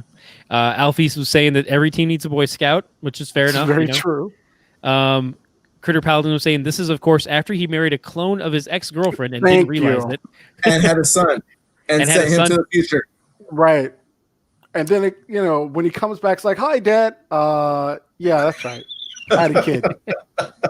That's you? Oh, all right. Get in line like the rest of them. And we've got Critter Paladin saying it's like the Superman spit curl here. Yeah, that definitely comes across. Like that's exactly. Yeah, that's definitely that's what they're trying to evoke. Alfie Curtis, my love of amalgam cards. Spoilers. That's a later set we'll go over. That's far later. Far later. But trust me, Ken and I have a huge love of those series. I know Ray does too. Wow. Not too far later. They're on the docket. They are. Yeah. We talk about this constantly. We find a way to fit that into most daily conversations. So yeah, we at least that's bring up coming. Dark Claw, Super Soldier, or Spider Boy at some point. I Yeah. mean, we already mentioned Mike Ringo, so of course it was going to happen. Like you invoke Not his Dr. name, Strange Fate? Dr. Strange Fate, not to be confused Speed- with. So go Speed ahead. Demon. Speed Speed Demon. Demon. Oh man! All right, guys, Love it. we're buried. We Yeah, gotta. we don't Gotta keep it spoilers. moving. Spoilers. All right. Back to another Guardian of the Galaxy, Starhawk, as Yeah. portrayed by Sylvester Stallone in the Ugh. Guardians 2 movie. I like the Italian Stallion. It's interesting. Anyways, here's Starhawk. Sorry to derail us with that. Yeah, Guardians of the Galaxy. Again, Jim Valentino. They're like, well, we need someone to draw the Guardians. They're like, well, Jim will do it. So He's here you already go. drawn them anyways. Yeah, he's already drawn it. And this is where I was definitely like, again, when I'm like trying to find the artist, sometimes it's very clear. I'm curious if they were just like in the middle of the like, hey, while you're doing those pages, can you just throw down a piece for this? And he's like, okay, what's this for? And they sketch it out like they're right in the zone. They throw down a piece. It works perfectly for it. My first introduction to Starhawk, because Ray had mentioned his earlier, was Shadowhawk.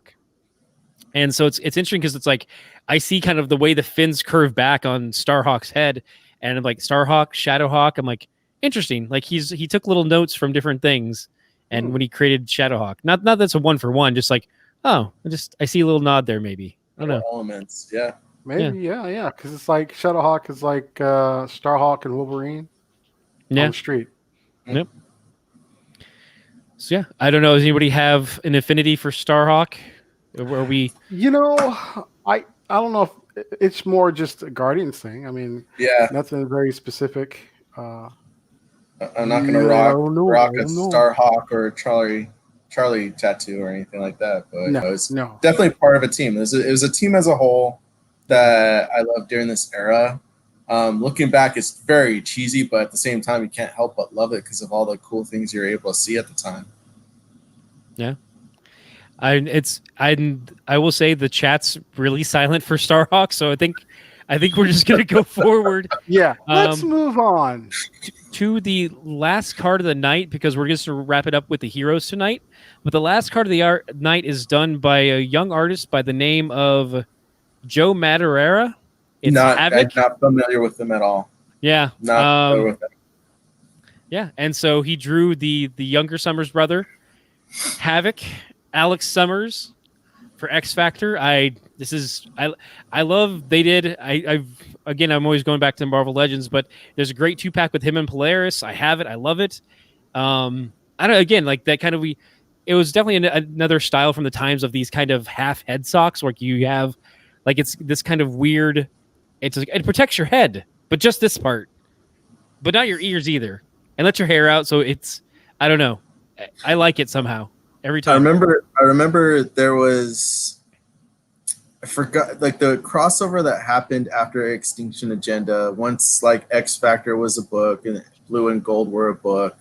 I forgot what the storyline was, but there was one issue I remember where Havoc, Gambit, and someone else were talking. They all have like the same type of like kind of like wraparound mask, but because of, but like the way that it like the art like it was drawn, like there's parts where you didn't see the rest of their body, so you didn't know who was actually talking unless they mentioned the name. Like, oh wait, was that Gambit or Havoc that was talking? It was really throwing you off. Just think if it wasn't colored.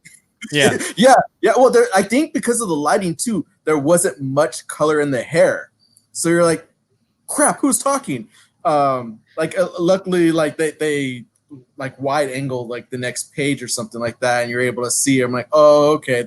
Rolling back, okay, that was Havoc that was talking right there. Oh, and that was Gambit talking right there. But it's just so funny, like during that storyline, is just like, or like during certain artists, if they had to use both characters, they had to get really creative at how they drew them or how they positioned them. It was really weird. But I'm gonna touch upon the fact that this is Joe Mad. This is very early Joe Mad. This is like his miniseries at the time was what Deadpool. His kind of like major, not his Marvel Comics Presents introduction, but his bigger introduction into drawing comics, specifically for Marvel. This is huge for him, being a part of a cover series with a lot of big names. And at the time, for those that don't know, I love Joe Mad. Joe Mad's easily one of my top favorite comic books of all time. He comes behind two great artists for me, but he's definitely holds a place in my heart. I wish he drew more comics, especially today. But at the time, he did an awesome definitive run on Uncanny X-Men in the 90s, and you got to see his art like really evolve during this time. Even within like 5 years, his style looks like almost drastically different from what we see here in this piece. So, and even his whole this piece alone stands out as a great work for him at this age. He was very young at this time too. So, I got nothing but love for every piece of artwork that he's able to produce. Yeah, I don't know a lot to say about this, but first of all, the piece is dope. It's just gorgeous. For him to be at that stage, this young, was very good. He was doing Excalibur. He did a few issues of Excalibur. I want to say a couple, like one or two or three. Mostly covers too. Yeah, he was doing covers, the Deadpool stuff. You know, during this point, this is just probably after his when he first kind of jumped on. He was doing a lot of Arthur Adams-esque kind of things. It was still Joe. You could still, if you go back, you could see the person he was going to grow, the artist he was going to grow to be. But stuff got more grounded, and he made like in 5 years these giant leaps and bounds in his art style. You know, he grew a lot. It's like every job he became more and more, you know, like into himself. And but you can see like his foundation is pretty solid. I love that, you know, he's got Havoc stepping out of the box onto basically a different plane, which is fantastic. You know, and he's got that like great perspective, you know, with the powers coming out, which is really, really great. And he's using this like 3D effect where the rings of the powers are almost kind of like behind the hands where the wrists are, which is super cool. But yeah, like what he's doing now is getting that good video game money, and you know, because it is very, very good. But you know, Joe still loves comics, and he still continues to grow as an artist. He's always learning. He actually did character designs for LaShawn Thomas's Cannon Busters. Okay. So he's doing a bunch of stuff. He still works. He's still definitely involved. I miss his. I think more than anything, I miss his comic book work. like to pick his stuff up on a monthly basis. What do you think of the Inhumans he did? I liked it for what it was. I'm not a huge Inhumans fan. I really just picked it up because it was his artwork. I do want to bring up though, like that when we talked about the Cannonball card, we brought up the iconic issue where Cannonball went face to face against Gladiator. That was Joe Mad's art. That was peak, beautiful, epic Joe Mad art in that issue. Like, it's talk about standalone issues. We were talking about the FF standalone issue where it's really dramatic and beautiful. This is just like action and like epic in one issue that you got. Like, you know, people thrive to have that in a whole story arc, and Joe Mad was able to squeeze it all in a small comic, and it was just beautifully done. You know, the guy knew what he would like.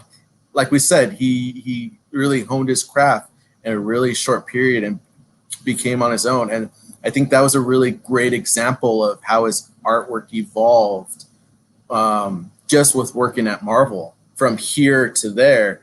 God, like, yeah, that issue still, like, I mean, I have it I have it in print, obviously, but I bought a digital copy just so I could look at and just look at the style and look at the different panels of like splash pages that he was able to do with that fight scene.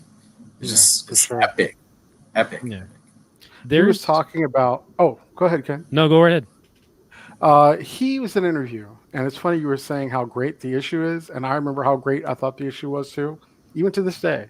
So he was in an interview about this video game stuff, and he says, I can't even look at the stuff I was doing on X-Men anymore. He said, but in contrast, the stuff he was doing on Battle Chasers, he's like, I don't even think I could draw some of that stuff. So he really loved what he did, and when Battle Chasers hit, he was in a different level. He was like a whole different stratosphere from what he was doing on X-Men. But it's like each stage represented a different personality. Oh yeah. Of him. But yeah, when he said that, like, I can't even look at the stuff I did on X-Men. I was like, dude, that's. But I think that's an artist thing because it's very true. Like I'll do the same thing. I'll look at some stuff I did just a year ago, and I'm like, oh god, that is like crap on a cracker. And to be fair, like Ken and I have had conversations because we've gone sketches from you for over a decade now, and like the earliest sketches that you've given us, like we look at those like, damn, that was a great piece, and we show you're like, oh god, I hate that, don't show me that. Yeah, you're totally right. That is an artist thing. They can't look at their older stuff because they've grown for them. They're their own worst critic. But at the same time, as a fan, we're gonna see the gold where all that stuff. So I mean, it's funny you bring that up. He can't look at his Uncanny X-Men stuff. Imagine how he feels about this Havoc card. He can't even look at that. That's probably even worse for him. Right. That's what made me think of it, because I'm looking at it now. I'm like, dude, he was probably like 17, 18 when he did this. Yeah, he was still like, I think barely interning at Marvel. I think was at this point. He's still in the art school. We're the same age, so I should know exactly how old he is. So, Oh, so 23.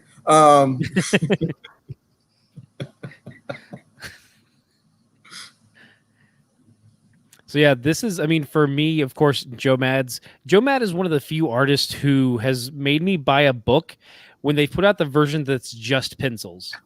So like I did that for Hush, because it's like, okay, we've got Jim Lee pencils. Like you can take off the inks and it's like, oh, even this is just gold. And then an atrocious story called Ultimates 3, with some phenomenal art from Joe Mad. Yeah, that art is whoa. Yes. A like whoa is the best way to describe it. Yeah. And it's like those are the two artists that I would like. You say, what do you? Okay, cool. There you go. I will buy their books with just the pencils, and not even like where it's like, like actually like Wells Patachio, where it's like it's not even inked. It's just colored on top of that. Like, no, just give me the black and white pencils. Yes. Critter Paladin mentions he also did the Wolverine Spider-Man book for a bit. Yeah, that was great. Unlike the Ultimates 3, the Wolverine Spider-Man stuff, Ken and I actually love reading because it's a fun read. Yeah, that's a fun read. it's just like, you know, it's for the fans. Yeah, for sure. There's a lot of annoyancy that goes into the Ultimates 3 run for Ken and myself. I know that for sure because we've spoke about it endlessly. It's hard to read. It is. It is. Honestly, like I think if anyone's ever to go back and they're able to find this, try to find, like Ken referenced, find the penciled version of that run, because that's the perfect version to buy, because you don't need the story. The Ultimate Universe doesn't even exist anymore as far as most people are concerned. We got the best parts of it now with Miles, really.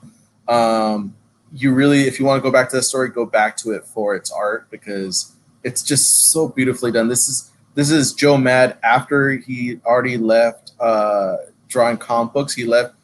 He stopped doing Battle Chasers. He already had his foot in the door doing video game stuff.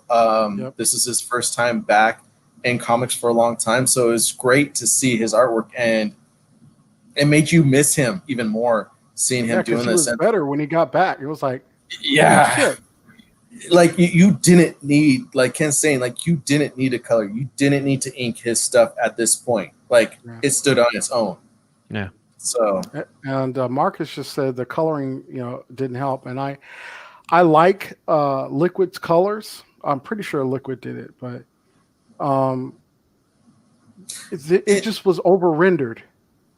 Yeah. I think it was different. Like Liquid stood out more when they did the earlier Joe Matt stuff, like when they were doing his Uncanny X-Men stuff, or when they were doing his Battle Chaser stuff. That was still kind of like earlier Joe Matt stuff. I mean, the guy was still like in his 20s around this time, but when it came to that Ultimates 3's book, he was a few decades into the industry, and his style had completely evolved. It didn't need it. It got to the point where he didn't need Liquid anymore, really. Well, okay, so here's what I would have done, because Marcus is like, not over his pencils. And that's true. I guess if it had been inked, maybe it would have been better, because I know Liquid like colored a bunch of stuff over inks. That being said, Joe worked excellently well with pencils when he worked with Arnold Stadl. Okay. You guys remember those colors? Yep. That worked over his pencils. That marriage was great because it was a painted style, but it was like a soft kind of thing going, and it was hard and sharp in the right points. I would say take a look at, if you guys are out there, just look it up. Arnold Stadl and Joe Madureira. Look at that work. That work is amazing, and it's over Joe's pencils. It looks painted. Yeah. So I mean we definitely gave Havoc his due and Joe Matt as well. That wraps up the Heroes section of Marvel Universe Series 3. So one quick thing I wanted to note is the artists that we had on the Heroes section. 10 of them were done by Ron Lim, and that's nice. Out of 70 cards. So I mean that's a good percentage. Like that's a ton of cards that he just nailed, and like some of them might have been a little weaker than his others, but they were all awesome art. Like I enjoyed every piece of Ron Lim in there. Paul Ryan has an asterisk because I was still not sure about that Phoenix piece. I still don't know who that is. No one was able to verify that. So, but then he's still at a tie with 7 for Lee Weeks, because Lee had a bunch of them as well. And then Mark Silvestri, where in the beginning he just did, I think the first time through we just had him on She-Hulk, and then eventually the next session we had Wolverine, and then it just X-Men card after X-Men card after X-Men card is Mark Silvestri. And it's just kind of interesting to see, like, okay, so who drew what in this first batch? So yeah, I just thought that was kind of an interesting thing to note. Statistics. Yeah. So jumping over to, let me see. I'm gonna do this real quick. A little bit of that, a little bit of this, a little bit of this. Does anybody have a favorite card from either the first session we were all in, the second session with Vic when we had Drew with us, or even this session, is there a card that sticks out to you in particular? Like, yeah, you know what? I really love that card. Or even if you just had a fond memory of it. I'm asking even those in chat, if you collected this card set and you were like, oh, well, you know, I had this card in my pocket because it was my favorite card, because this is how I learned who Archangel was, that he's Warren Worthington the third. Does anybody have a standout card for them? Vic, out of all 70, right, Ken? Out of all 70, yeah. If you, I know you weren't here for the last session, but if you remember one, you're like, oh no, he was a hero in this set. I love that card. We've got. I'll give Vic a second to think about it because he's still mulling over, and Ray. I've got Patrick saying Warlock, Adam Warlock by Ron Lim. That's not a big surprise, Patrick. It's very telling that you would choose Adam Warlock. Not that you're wrong, but it's very telling. Like, the next thing is going to be Kareem's going to say he loved the Hulk, and I'm like, oh, okay. Ghost Rider still there? Did he leave? I don't know if Kareem's still here. Kareem, give us a shout out if you are. I hope you are. We do have Marcus saying the Ghost Rider card, but from Mark Texeira. That's a strong contender for me. If it's not my favorite, it's my second favorite. I'm trying to decide if it's my favorite. I kind of have a draw with my two cards. Like, my obvious one is going to be the Mark Silvestri Wolverine for obvious reasons. But the one card that is embedded in my head, especially because of the pose and the stance, was Nightcrawler. Okay. I love that card so much. Like, it was the Sam Keith, right? That was the one we got. That cool. Fed into the Marvel Comics Presents run that he was doing with the character, and to me it kind of stands out as a card of the series for me. When I look back at this series, that's the one card that I remember the most, especially with the pose and the artwork and the stance and everything. So probably because of the uniqueness of that card, I'll probably say Nightcrawler. As much as I love Wolverine and Silvestri drawing that, I'll probably say Nightcrawler. Okay. Yeah, I'm going to go with Ghost Rider, it just beat out Havoc. I like the Joe Mad one a lot. For not just the art itself, but what it represented at that time for me. Kids the same age as me doing the job I wanted. And doing it very, very well. Yeah. And it's funny because it's like I hadn't, going back, I hadn't even realized it until I started looking at the card. I'm like, Joe Mad. I'm like, wow, it's there. And like you said, you can see it in some of the people. Like, you can see, I saw it in an eyebrow. I'm like, oh yeah, that's a Joe Mad eyebrow. Yep. The chin too. Like, you can totally tell with the chin. Yeah. Yep. Yeah. We've got Critter Paladin in chat saying that Nova was really strong too. Fair enough. Yeah. I like that. Eric Larkin, he's so meaty. Yep. I've got welcome Tarf. I'm sorry if I mispronounced your name. Cable, because he's so meaty. Yeah, I like that. Yep. It's bad because I was joking about Patrick with Warlock, but I would probably say Spider-Man, because that Eric Larson was just popped that first card. It was so good. Like, it's exactly what I want from Spider-Man. Eric Larson's one of those formative artists for me for Spider-Man. My core is always going to be Mark Bagley because of the Spider-Man run. But I'm laughing because the comments never would have guessed. Right. Yeah. It's a big surprise there. But there you go, Spider-Man. Let me go this way, and there you go, Spider-Man's right there.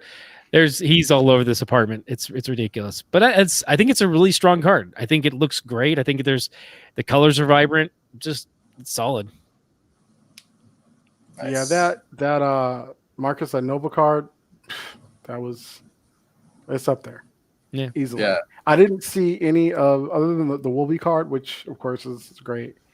I didn't see any of the second one that I missed, but okay. Yeah. My memory is old. You also the Professor X. You saw that as well. I did. Yeah, the one that's inked by Jim Lee. Yes. Yeah. Jim Valentino did 3 in this session. Sorry, in the hero section.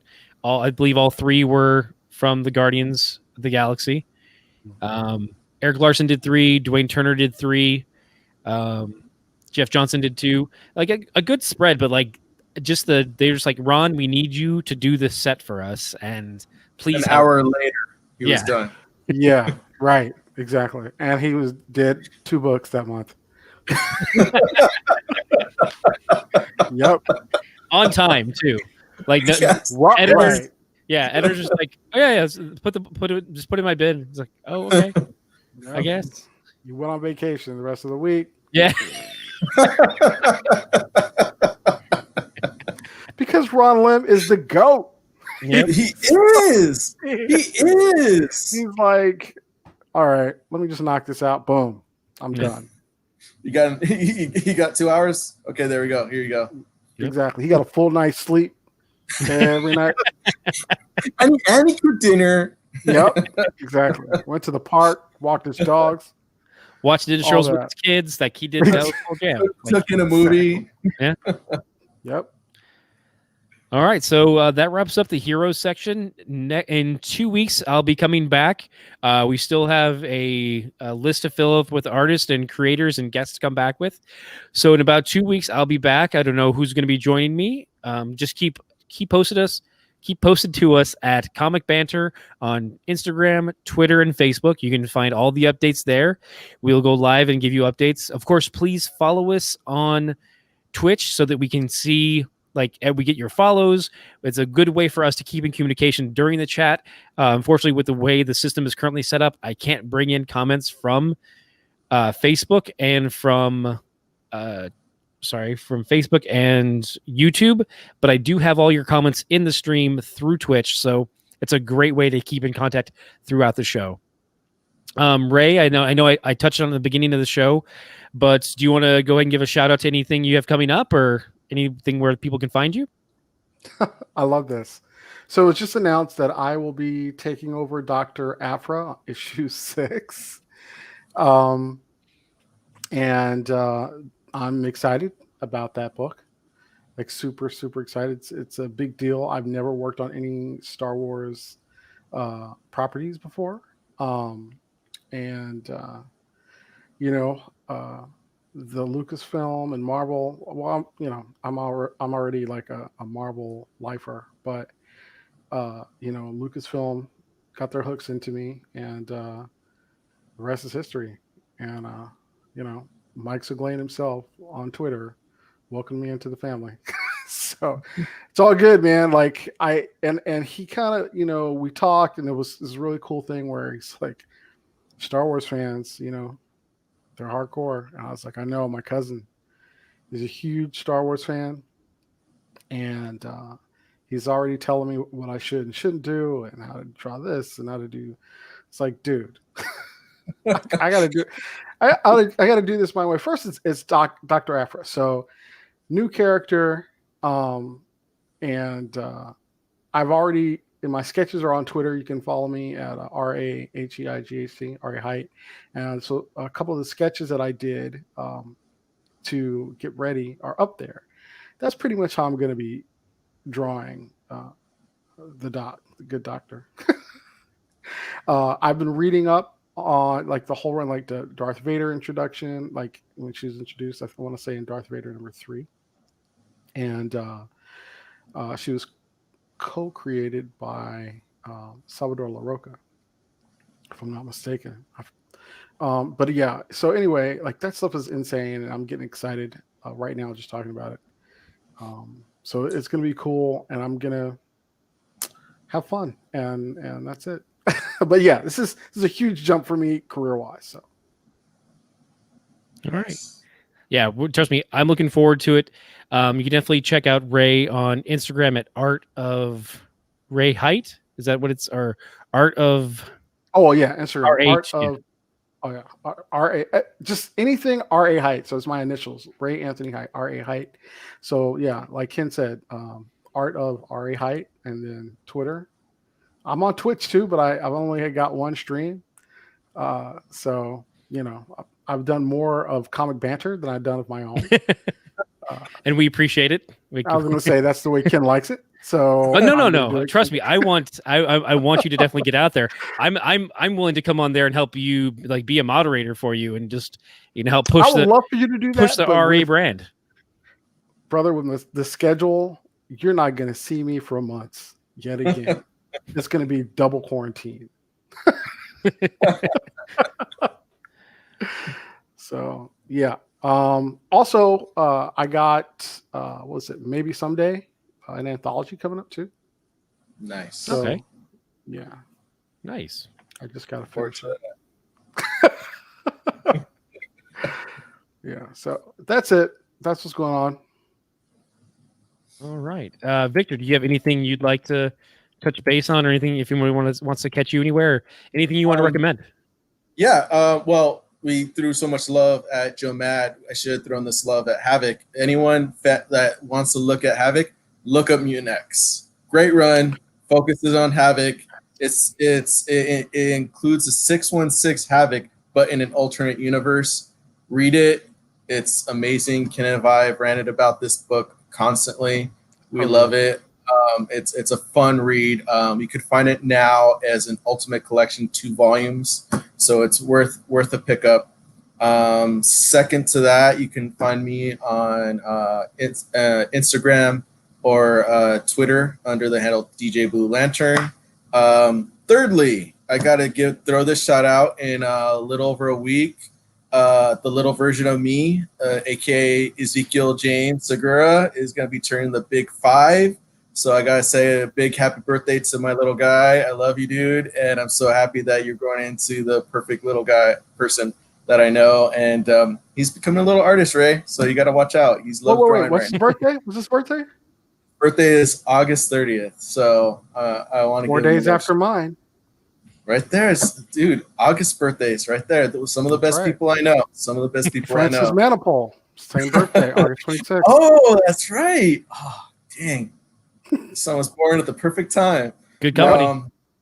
So yeah, just want to give him a big happy birthday. I love that little dude, and yeah, that's about it from me. Awesome. Well, thank you everyone for joining. As I'm constantly trying to learn new things about Twitch and how to work within the system, I'm going to attempt to raid a friend of mine, Blitz Knitz, Jeff. Let's see. I have no idea what I'm doing, to be honest. I've read this is what I'm supposed to try to do, and hopefully it works. So please stick around at least for a minute or two, jump into a stream, give him a little bit of love. But for us today, Comic Banter is signing off, and thank you so much for joining us. We hope to see you here back in 2 weeks for the team-up section of Marvel Universe Series 3.